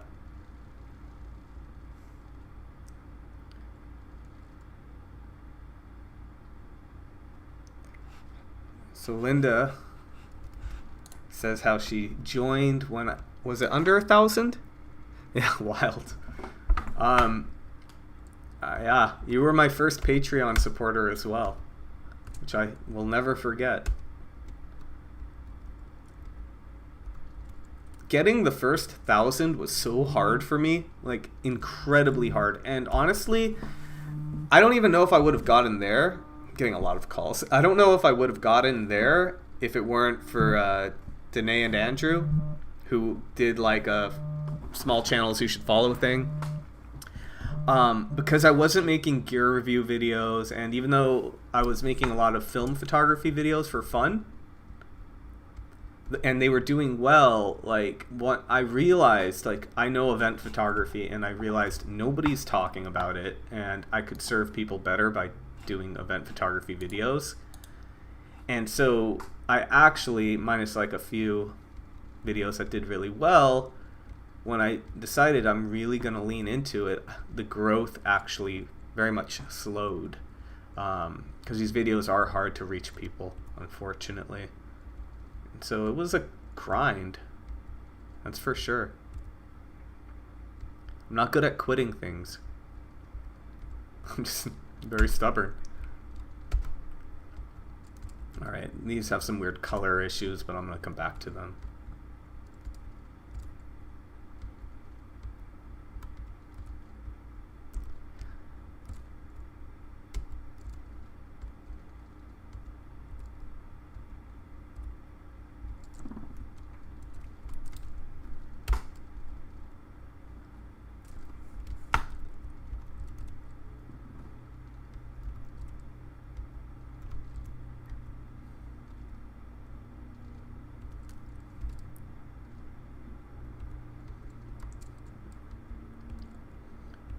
Just a reminder, if you are, I have been posting some exclusive content on Patreon, including some POV footage of me working. I decided it's best to do it that way because not everything's going to be suitable for YouTube. There's some content that's really designed for event photographers, and I wouldn't necessarily want my clients watching. Also because I feel like YouTube's like my third job, you know? Like professional photography is my job. Teaching photography normally is my second job, and YouTube is my third job. But it's like a job that doesn't really pay. And it actually takes up as much of, like, more time than teaching does. For a lot less.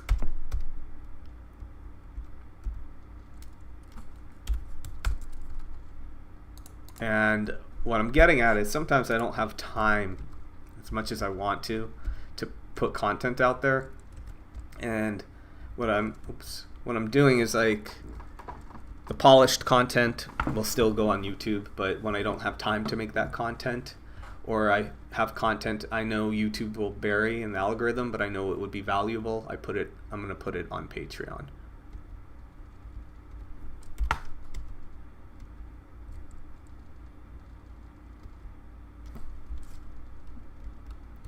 So often I'll do a full edit.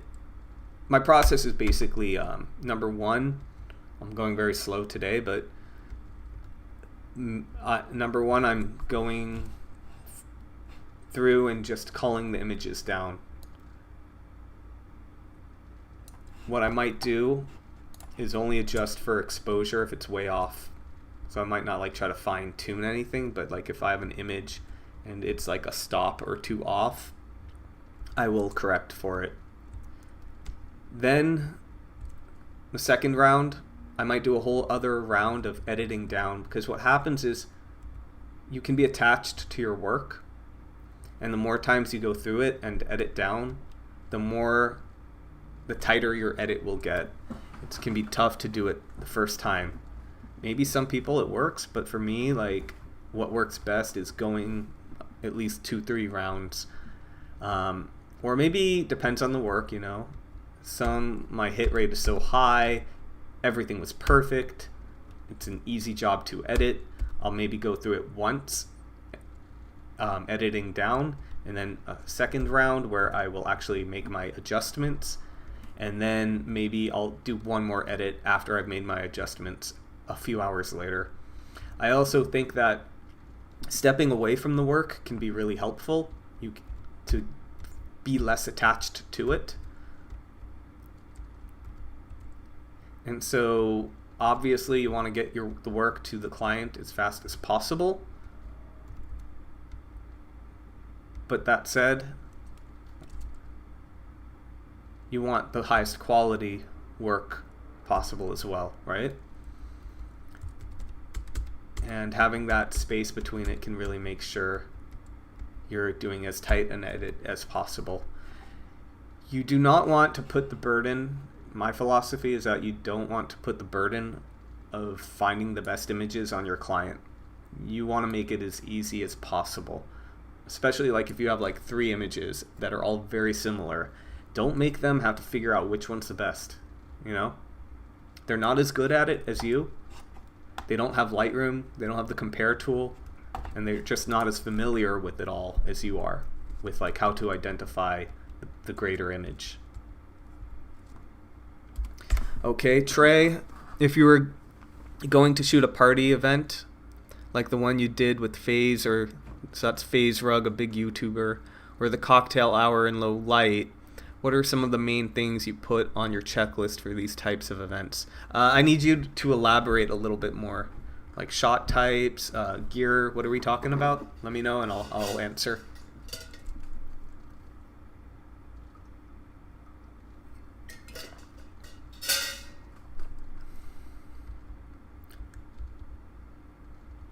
Okay. I really like the way these images came out. Sometimes I'm just like, why not? And I'll do more editing right away. Shot types. I mean, there's nothing wrong with a shot list when you're newer. At some point, you just know the job. You don't really need that. You know what you need to get. You know your bread and butter stuff. And then at every event, if you want to do what I do, you try to push yourself a bit and try different things, new techniques, new ways of shooting. Try to like completely throw everything you know out about photography and try things you would never try. And in my last video on street photography, I talked a bit about how you can use street photography to do that. So I don't really go in with a shot list. I'm basically approaching a job like that. That was a specific job. So you're asking about FaZe Rug's birthday party. So the people that hired me for that job was G Fuel, and G Fuel is like this really huge supplement company, and they mostly target like the whole streaming culture, and I think probably like Gen Z people, if I'm honest. They were my client, and so it was very much for my own sake, and because like there's stuff you do at every job, right? Just document. You get variety of shots, like your close candids. Watch my video on this if you haven't already, because that really will explain it best. Your wide shots, your candid interactions, close candids, your detail shots, that kind of thing. I'm always getting all of that. I'm always just trying to capture the energy. I'm always trying to capture emotional highs, pivotal moments. But because I was hired by a company, which was G Fuel, it was name of the game was showing not just detail shots, but interactions. People interacting with each other, those big crazy happy moments while holding the product. And so I mostly looked for that, but an eye for detail is going to be extremely important for that type of job.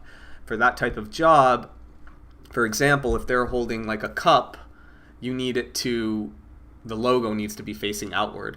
And so like just with a little smile, you can like just lean in and turn someone's cup for them if they're asking you to photograph them and that kind of thing. Find interesting people, have them pose together, that kind of thing. So you go a little bit beyond. The other job you asked about, cocktail hour in low light. I'm not sure which one you're talking about. It might be a live stream I did. That one, just your normal stuff like I talked about. Nothing special for that type of job.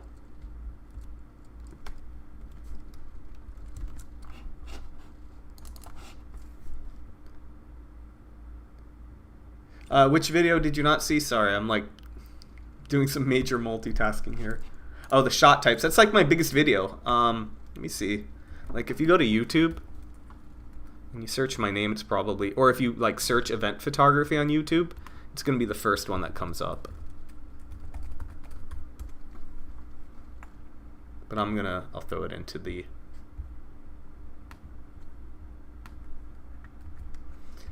All right. So, considering, let's see how far along I am on my edit. like 20%. So, obviously, I'm not going to be able to stream until I finish the edit. So, if you guys have questions for me, please ask. I'm not wrapping it up just yet, but ask before I wrap it up. I want to be able to help you guys.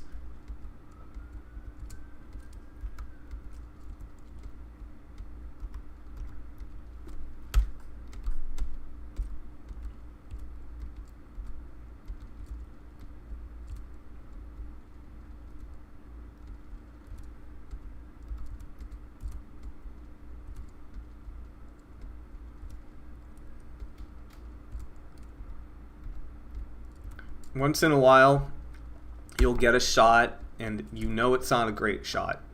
And you do it because you just want to try to get a shot of everyone at the event. And there's a balancing act of just making sure you get everyone and also making sure that you make images that are actually about something. Not just images you made just to make an image. You're not holding up the camera just to take an image, make an image. I've seen a lot of photographers working, and all they do, they'll take like 10 paces, raise the camera, take a picture. They'll go another 10 paces, raise the camera, take a picture. But they're not actually shooting, what happened there, with any intention.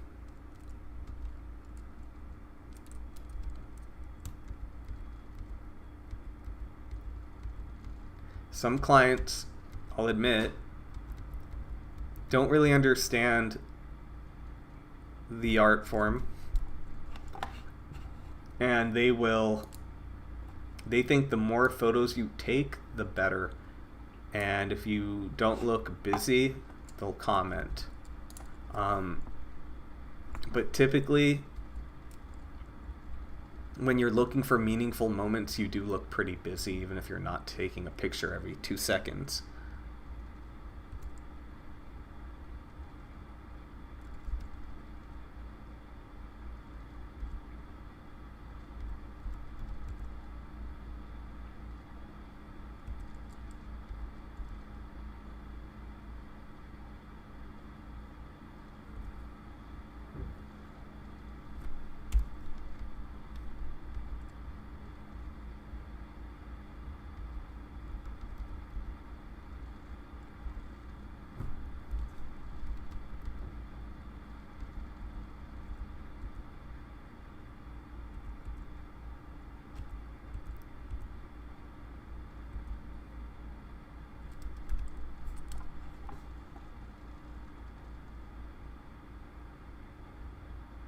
Yeah, the stream will be added to, like if you go to my channel, it should have like a live stream tab, I think, or maybe I can make a playlist, or if you just go to my uploads, it does show up. I don't think I'm gonna delete it. We'll see. But right now I don't have any plans to do that.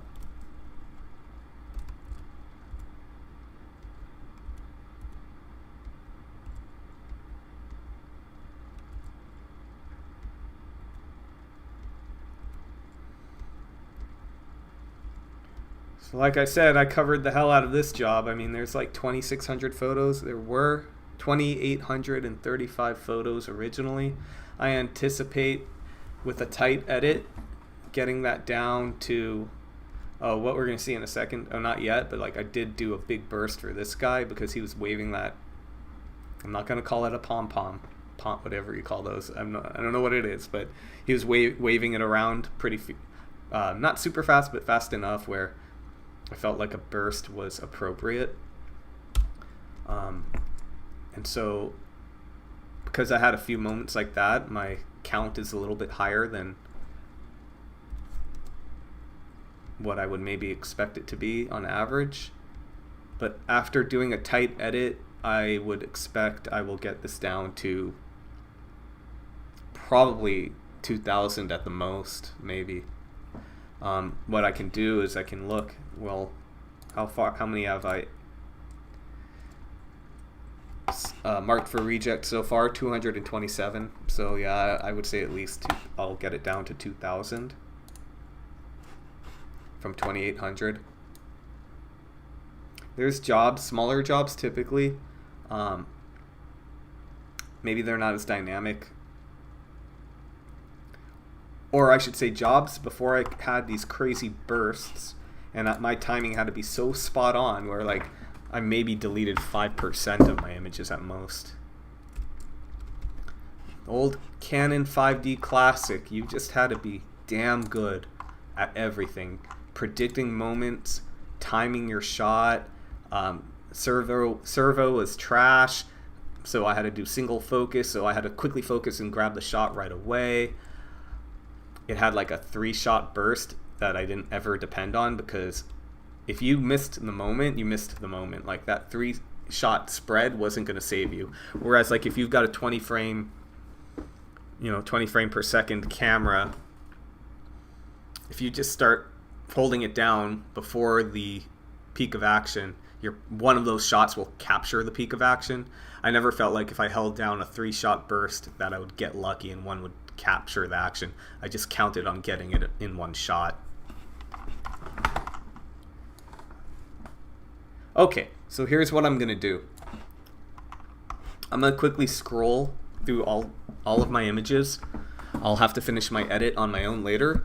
I still have 6 of you watching, so I appreciate you guys staying in there. I missed a few calls, and they may have been business calls, and I can't lose business for this, so I do need to call those people back. So I'm going to go through it once and give you guys a chance to ask me any questions you might have. And then I'll sign off for today. And if you guys liked this, let me know. You can always reach out to me in comments. You can always email me, that kind of thing too. So, Unrisen, would be nice to keep it. My friend and I are getting requests for shooting some events. A bit stressful when you're starting out. It is nice to see how the process looks like. Yeah, and again, like my earlier advice, second shooting for someone, what you get out of that isn't just like learning the technical stuff of photography. What you get out of that is learning the job and then getting a bread and butter formula, so to speak, on how to cover an event. And then you throw out what doesn't work for you, what you don't like, and you add in what works for you more, you know? I do believe I was ahead of my time when I started out, and although I don't shoot weddings anymore, the wedding industry caught up to what I thought back in like 2008, you know, when they were still shooting all these cheesy portraits and doing bad photoshopping and the vintage look, and eventually it kind of came around to a more editorial style overall, and I knew it would, you know, and so I threw out a lot of stuff that I was pressured to do at the time.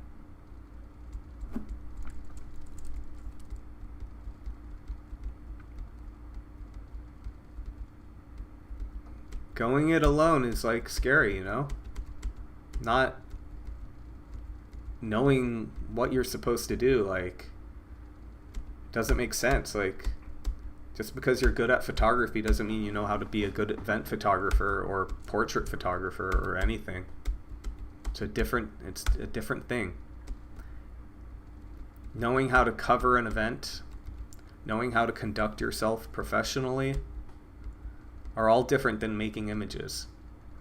And furthermore, there's always the possibility that a guest at something like a wedding is going to show up with their $10,000 kit and get a better shot than you. That can happen, right?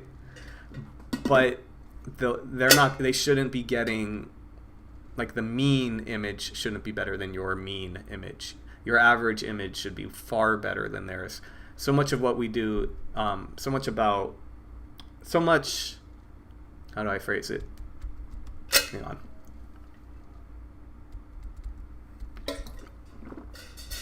You know, people hire a professional, to be dedicated, you know?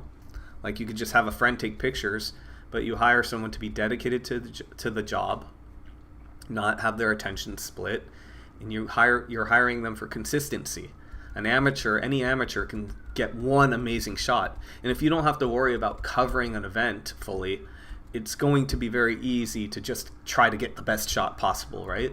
And we don't always have that luxury. We have to cover the event, and we don't have time to set up like strobes all the time, and like, or just dwell on one person that you know eventually is going to have a big moment or something like that. It's a very different thing.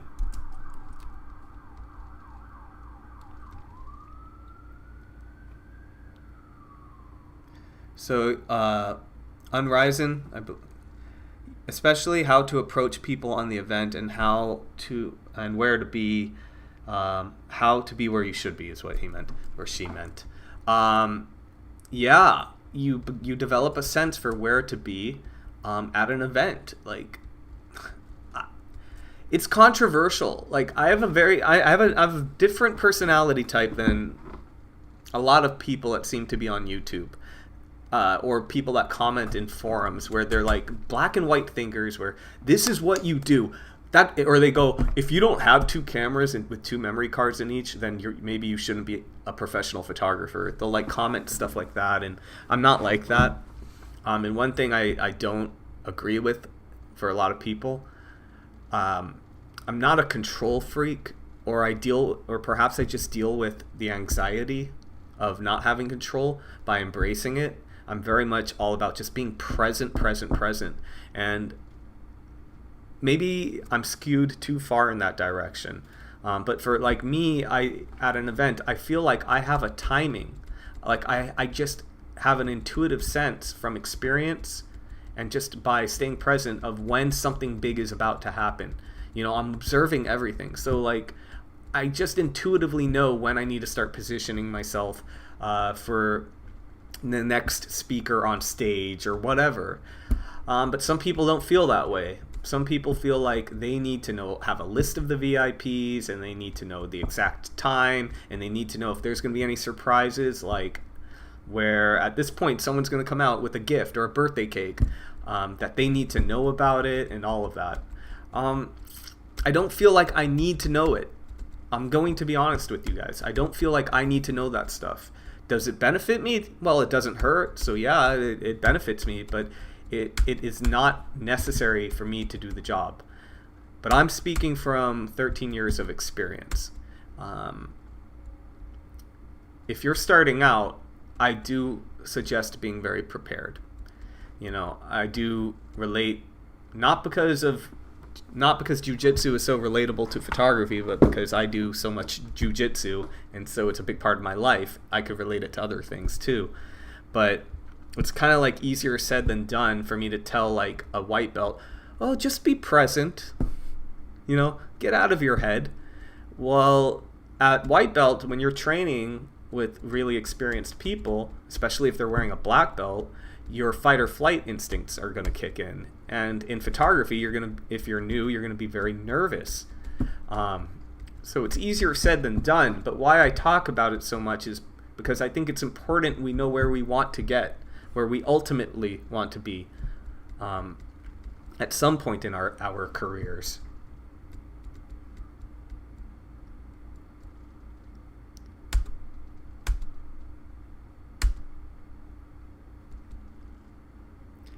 I was guessing but you know, not going to be presumptuous. How have you linked up your camera to use as a webcam? Looks nice. So it's the Canon webcam utility, I think. There's videos on YouTube. I have it with the USB-C to USB cable. Um, not, I don't know if every Canon camera is compatible, but I also know that pretty much every manufacturer, to the best of my knowledge, has followed suit and is doing it as well, offering that kind of software where you don't need like a dedicated piece of equipment to do it. So here's an example where I did kind of do a big burst because he was waving it around and I'm like, I'm going to do a burst, and I'm saving my bandwidth for other moments where I'm just going to do a burst and I'll grab the best version later. Sometimes that's okay.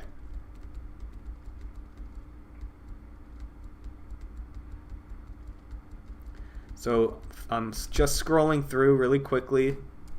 I'm going to go to grid. I'm about 30% of the way. Once I get to the end, I'll call it a day for the stream. It looks like I got a new Patreon supporter. I want to thank you. Looks like Chaplain Kyle. Really appreciate it. You have no idea, actually. So I don't make a lot of money doing this. I make very, very little, and I'm not above saying that I need the morale boosters. I do. It keeps me going.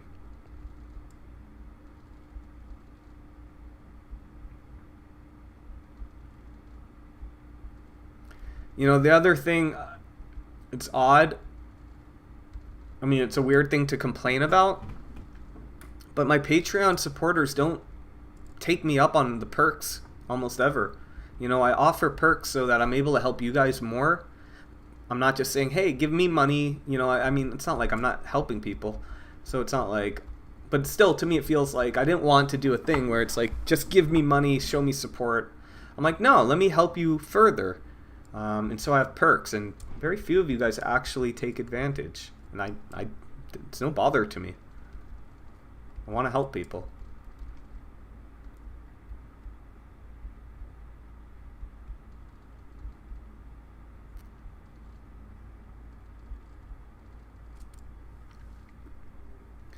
On Ryzen, on the events I was so far.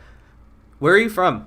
The one in charge actually came to let you know when something big, yes, like a cake is going to happen. The rest is your own initiative. That's what I got so far. So yes, a really good coordinator at any type of event should be on top of that and letting you know. They should be giving you a heads up. Even if there isn't a coordinator, again, sometimes though people don't, and you have to rely on your observational skills. Like I used to have a steady client that birthday place. It's called Kidville.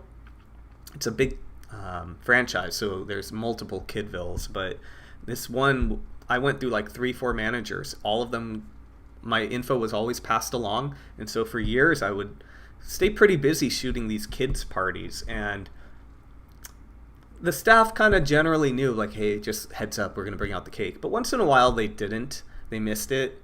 But but then I just relied on my observational skills. I would see, why did I need to know the cake was coming? Well, sometimes I'd have to change my lens. I'd often shoot those moments with a wide angle because I need to get the whole family in the shot, that kind of thing. Of course, one option would be shooting with 2 bodies to always have the right lens. There's pros and cons to that.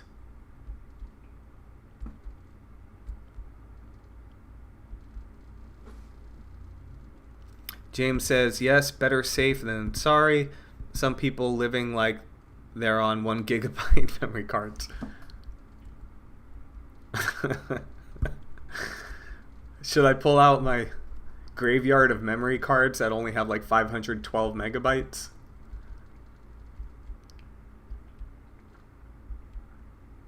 So my new camera uses SD cards and no compact flash, and I actually had to make do with SD cards that only had 32 gigabytes. This was a crazy day, by the way. Not only, these are nice photos. I like these ones. Not only, so I shot like 4 hours here at the Sikh temple in North Hollywood. And then I had to go to Canoga Park to shoot like about an hour and a half or two, like 2 hours of a reception. And so I completely filled a card. So I had my 2 cards. Now here's the thing. I had my 5D Mark III too, and that had a 64 megabyte card. So I wasn't at risk at not getting the job done right or anything like that, right? But I filled up my 32 gigabyte SD cards in my R6, and so I made the decision, which made me a bit uneasy, to clear one card, to take a card out, stash it, and then clear the card that I had for redundancy so I could keep shooting with R6, as well as my 5D. And what I quickly did, they offered me food in between the ceremony and the reception. I didn't eat, but like I've said, I practice fasting. I didn't eat. I quickly drove home, uploaded the cards, dropped my dog off at my parents' because I had to go to the next location, and then I like how these turned out. I had to go to the next location, but I also had a whole second job on Saturday. So I shot 2 big jobs on Saturday. So next live stream, perhaps I'll share those. Those are really fun shots. It was a 30th birthday party. So after I get the okay from the client, I'll potentially share those. But yeah, I'm finding my memory cards fill up a little faster these days. Partly because I've experimented with the capabilities of my camera. So Jeff says 2 bodies is super quick to change over to another lens type, but can get heavy. Also redundancy. As far as getting heavy, yeah, I don't mind the weight. I find them a little bit cumbersome. I know there are some solutions, like slings you can wear, that help. I haven't tried any. I don't really want to spend the money on it. It's not that I don't have the money. It's just never been like a desire, like enough of an interest to want to spend money. It'd be cool if someone sent me one or something, but yeah, I'm probably not going to buy one, but I've been a little curious. I do it at times, but for me, it's not the weight, it's my effectiveness. Juggling 2 cameras, I can feel a little bit less effective and a little bit hindered movement-wise. As far as redundancy goes, I'm not, if you mean like in case like your memory cards fail, I mean, I don't think 2 memory cards are going to fail in one camera. However, back in the days, 2 cameras was a good idea, and so if one failed, you still had, like, especially like if it's a non-repeatable event, like let's say it's a wedding, and you split the ceremony between 2 cameras and one camera completely failed on you, you would still have whatever you got in the second camera. And that's honestly what second shooters I think were mostly for back in the day at weddings. It was mostly for that purpose. That's why a lot of first photographers didn't care about the second photographer, how good they were. I really think. I think they were mostly just there in case, like, worst case happens kind of thing. But that said, redundancy is important, but a little bit less so in that regard. And if you're a second shooter, you should always be trying to get a different perspective than the main shooter. A lot of new second shooters will basically like shoot over the shoulder of the main shooter, like when they're shooting formals. You don't want to do that. All right, halfway. I'm going to go a little faster. You guys have questions, get them in.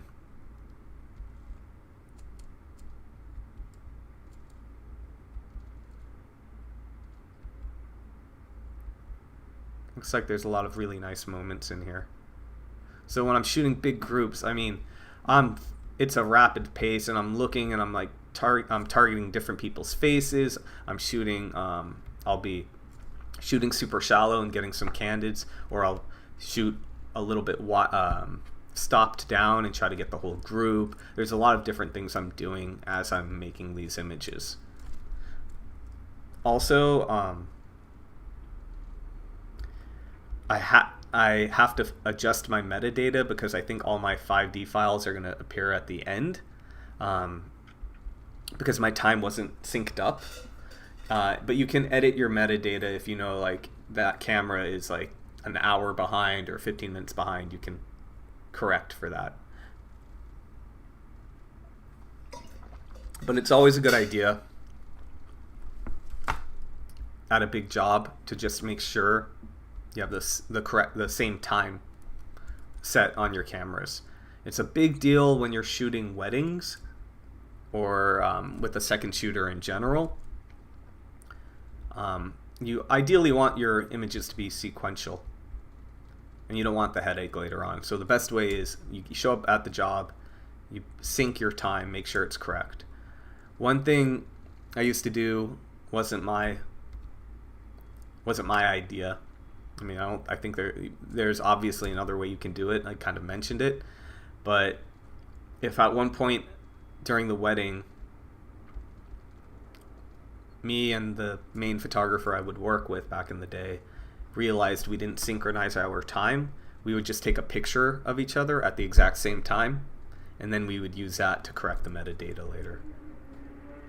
But you could also just take a picture of the times we had set on the camera to do that. Hope that made sense. James, the current White House chief photographer Adam Schultz uses 3 bodies. I think he uses a 16 to 35, 135, 1.8, and 100. Okay, 100 to 400 on them. And so he only uses. I mean, that's a positive. If you have got an unlimited budget, you could just have 3 cameras and have one in the bag with the lens you might want ready to go. That seems very viable. I personally won't do it. I have 3 cameras right now, but I'm going to eventually sell one. But I wouldn't personally do it. But I mean, that makes sense. SC Tester, have you ever run into issues with your camera bodies due to high shutter counts? Judging by how many photos there are just from this one gig, the shutter count must rack up fast. This is why I'm stunned my 5D3 hasn't died on me, and why I knew I needed to retire it. I wanted to retire it from primary camera duties before the shutter died, because then it's useless. You know, at this point, I could keep it and use it for a very long time as a backup, or I could sell it with a clear conscience and know that for an amateur, they're not going to kill the shutter, most likely. You know, I would warn them, high shutter count, but they're not shooting 1,000 images a week or more.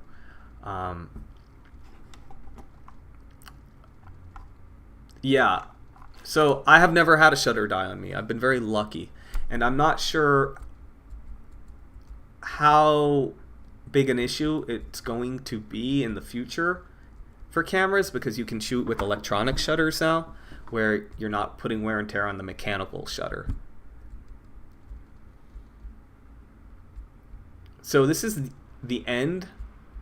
So I'm a human being, and I was probably tired, and so for whatever reason, it looks like I was a little bit looser and shooting more bursts, because I was probably getting a little bit fatigued, and I just wanted to make sure I was getting the shot. James says, I think he uses 3 on him, not in the bag. Okay. Not sure if he does that all the time, though. Probably not. Yeah, I mean, if I had to use 3, what I would probably do is get one of those slings, and then I would have a third one that I could get. I had the idea for this invention, but I think someone already makes it, where you can like have a hook on the bottom where you can like hook it like a gunslinger kind of thing. And then you just pull it off the belt easily. That's what I would do if I were going to carry 3 cameras.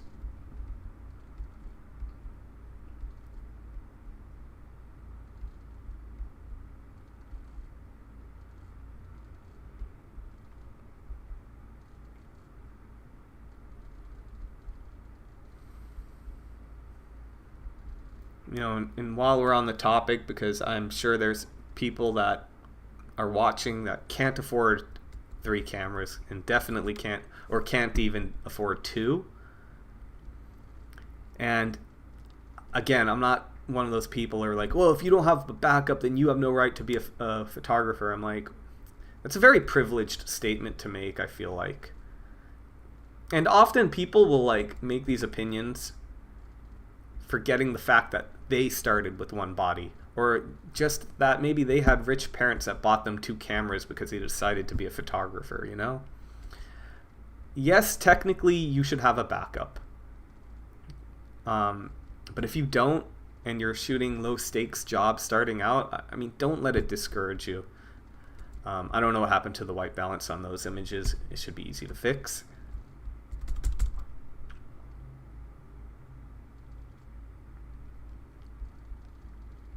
But you know, ultimately, I briefly had a Canon M50 and I bought the adapter and I could use all my professional lenses and I would play around with that camera. The lenses were what mattered. So if your backup camera is $600, that's fine, you know, or even like a $300 Rebel you can buy.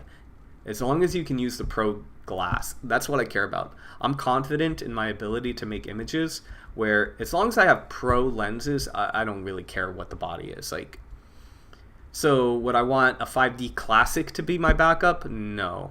But if your backup camera has to be a Rebel, it should be okay. You know, it's a backup. The odds of you using it are quite slim. Not impossible, but slim. You're very unlikely to use it. So I wouldn't be discouraged.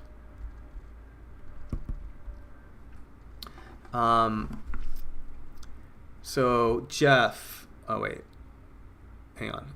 Okay, James makes a correction on the lenses he uses. Yeah, 135, 24 to 105, or 85. Yeah.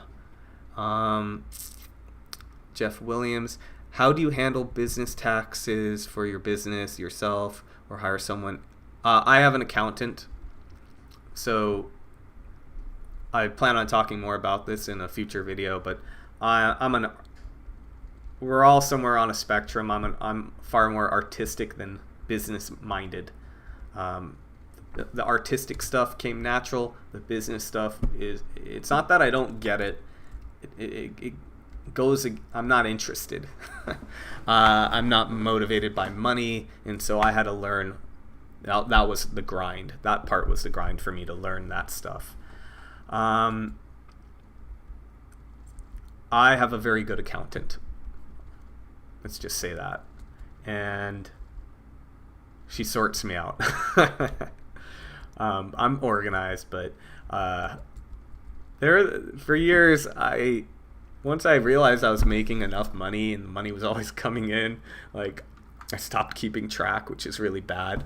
But you really should keep track of what you make. You want to track your progress, like weightlifting, right? You want to track your progress, so you have progressive overload. But in the past, I was so disorganized. Some of you guys might know, I did a video on this tool chest I use to store all my gear. One of the drawers literally was a money drawer where I would just take whatever I made if I got paid in cash and throw it in there. And I remember I'd have like an assistant to help me edit when I was busy, and to pay her, I'm like, oh yeah, just grab it from that drawer. And she opens the drawer and there's just like cash, just a ton of cash. It was ridiculous. I'm not saying I'm rich, I'm saying I'm disorganized. And I had a money drawer. It was pretty funny.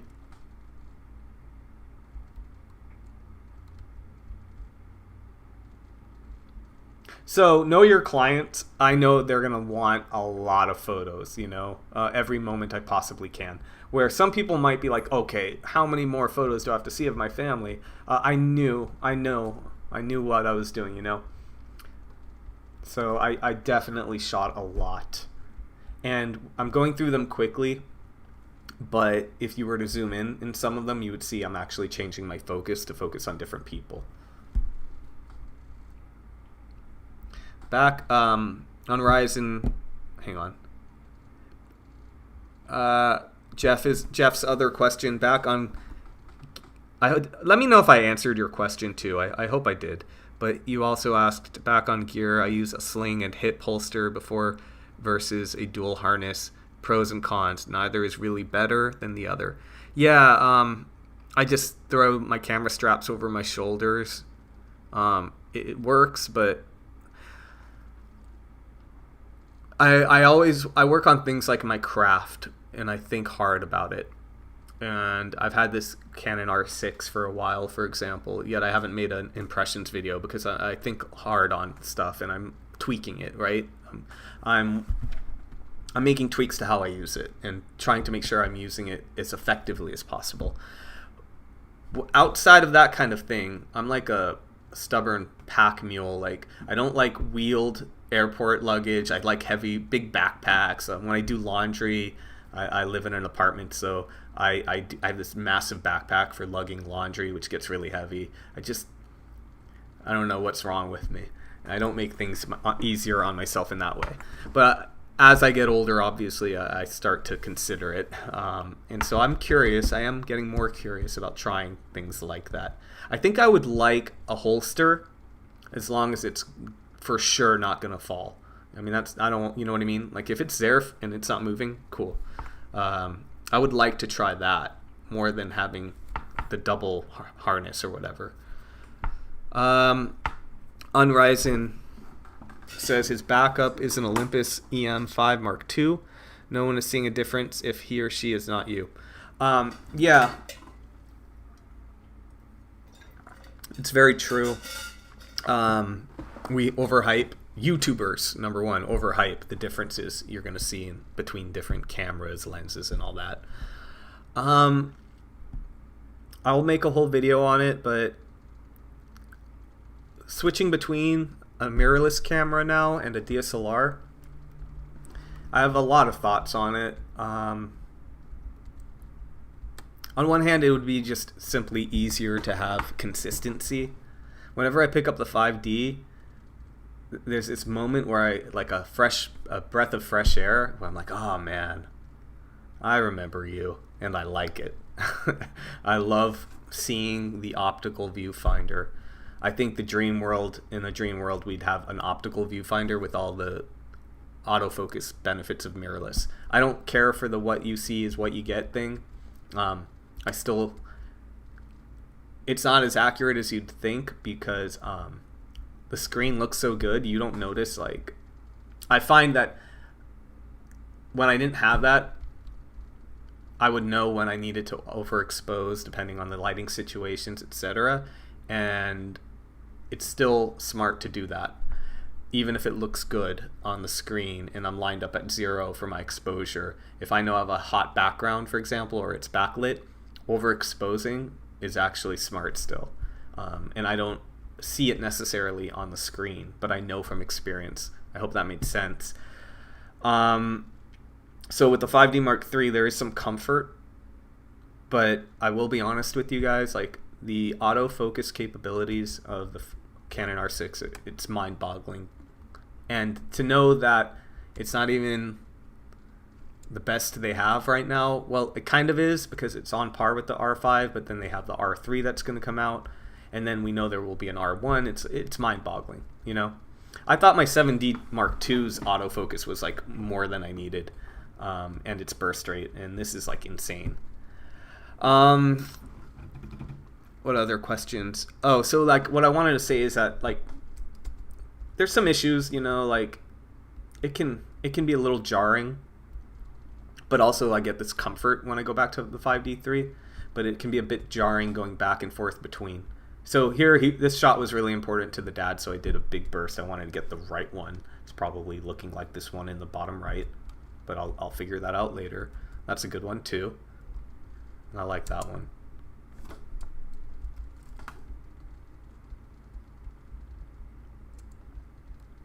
So I'm actually, I'm being a little looser with my burst rates, or I was when I first got the camera, because I just want to explore its capabilities, that kind of thing.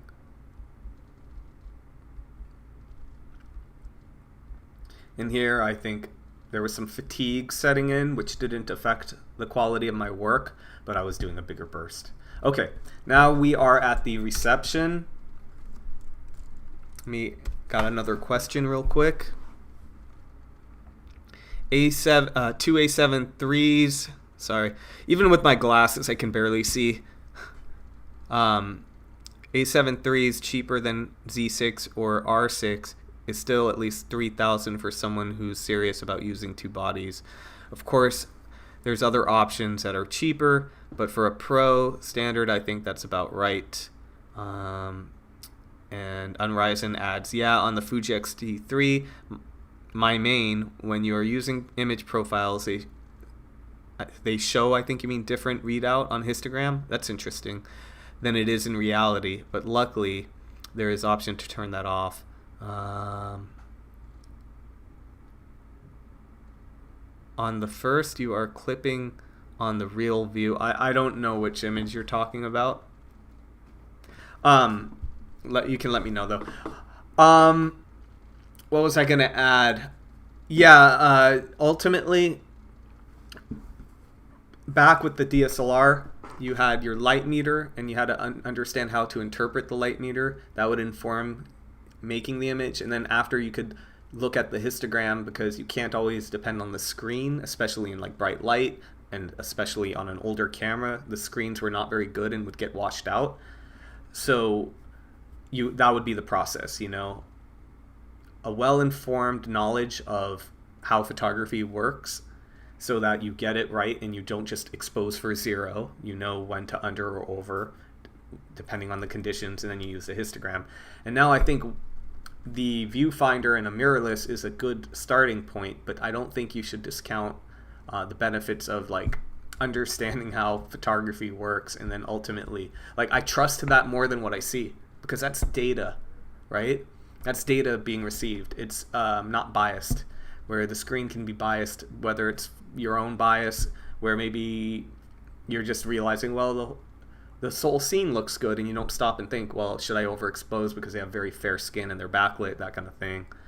I don't know if I made sense just now. I've been doing this for a while now. How long have I been streaming? Is there a way to know? I'm not even a quarter of the way editing, so that's okay. I'll finish it up later. I'm glad I got some content out for you guys.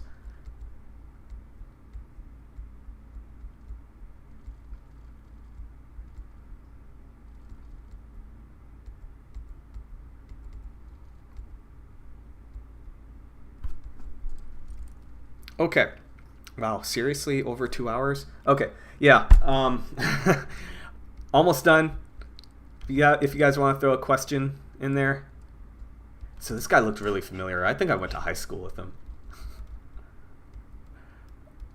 But if you have a question, yeah, throw it up. I'll answer it. There's some cool shots I got during the dance. I remember that.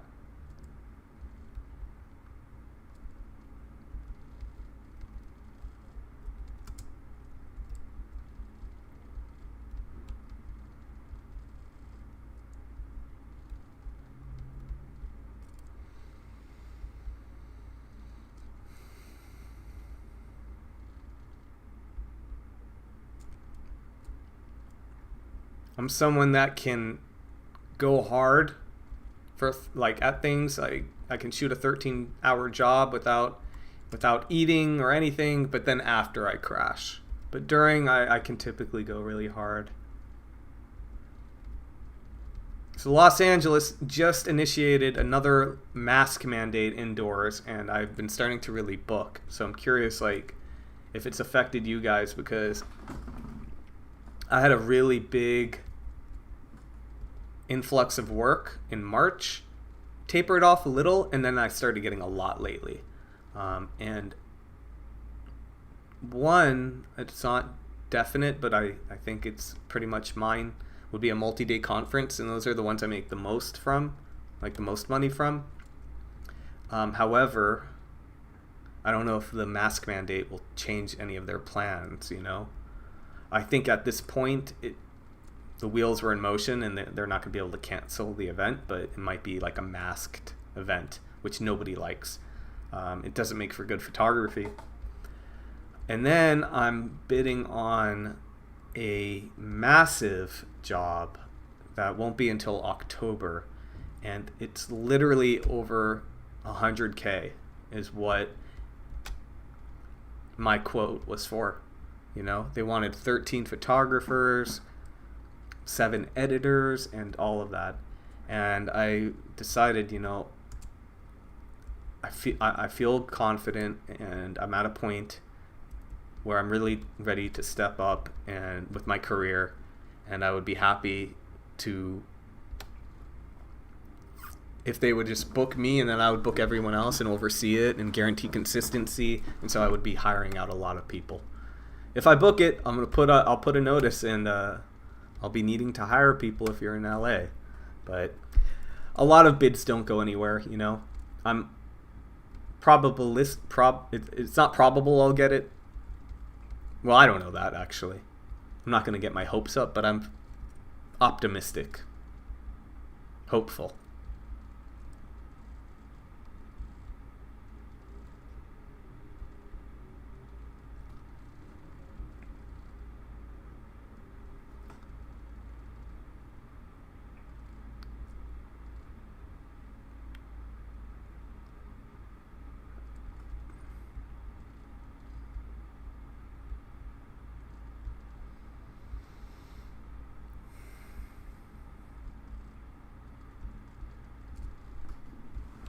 I have to look through all of these again when I actually do my edit. I'll find a way.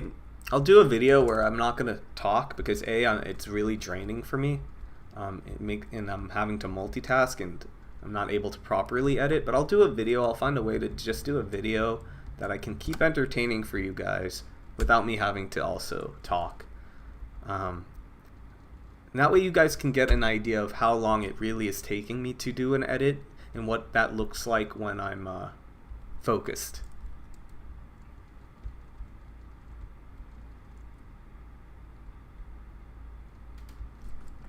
And this was a particularly long job with a lot of images. The next one I do won't be as long, and I'll give you guys notice. This was a little bit impromptu, but I'll give you guys notice. Hopefully you can jump in to the live stream and you can get in right away from the beginning. But they will be uploaded. They will stay up on YouTube. All right, guys, almost there. Last call, and I'm out of here. I just realized the time, and I have a meeting at 4-ish.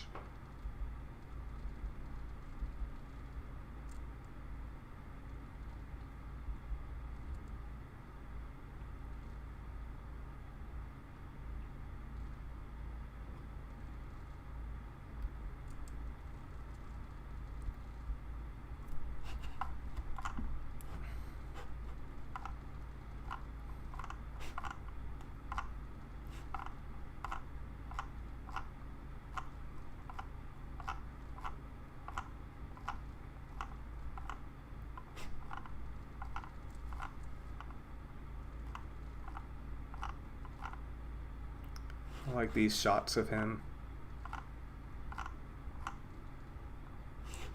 So probably that one will be the keeper.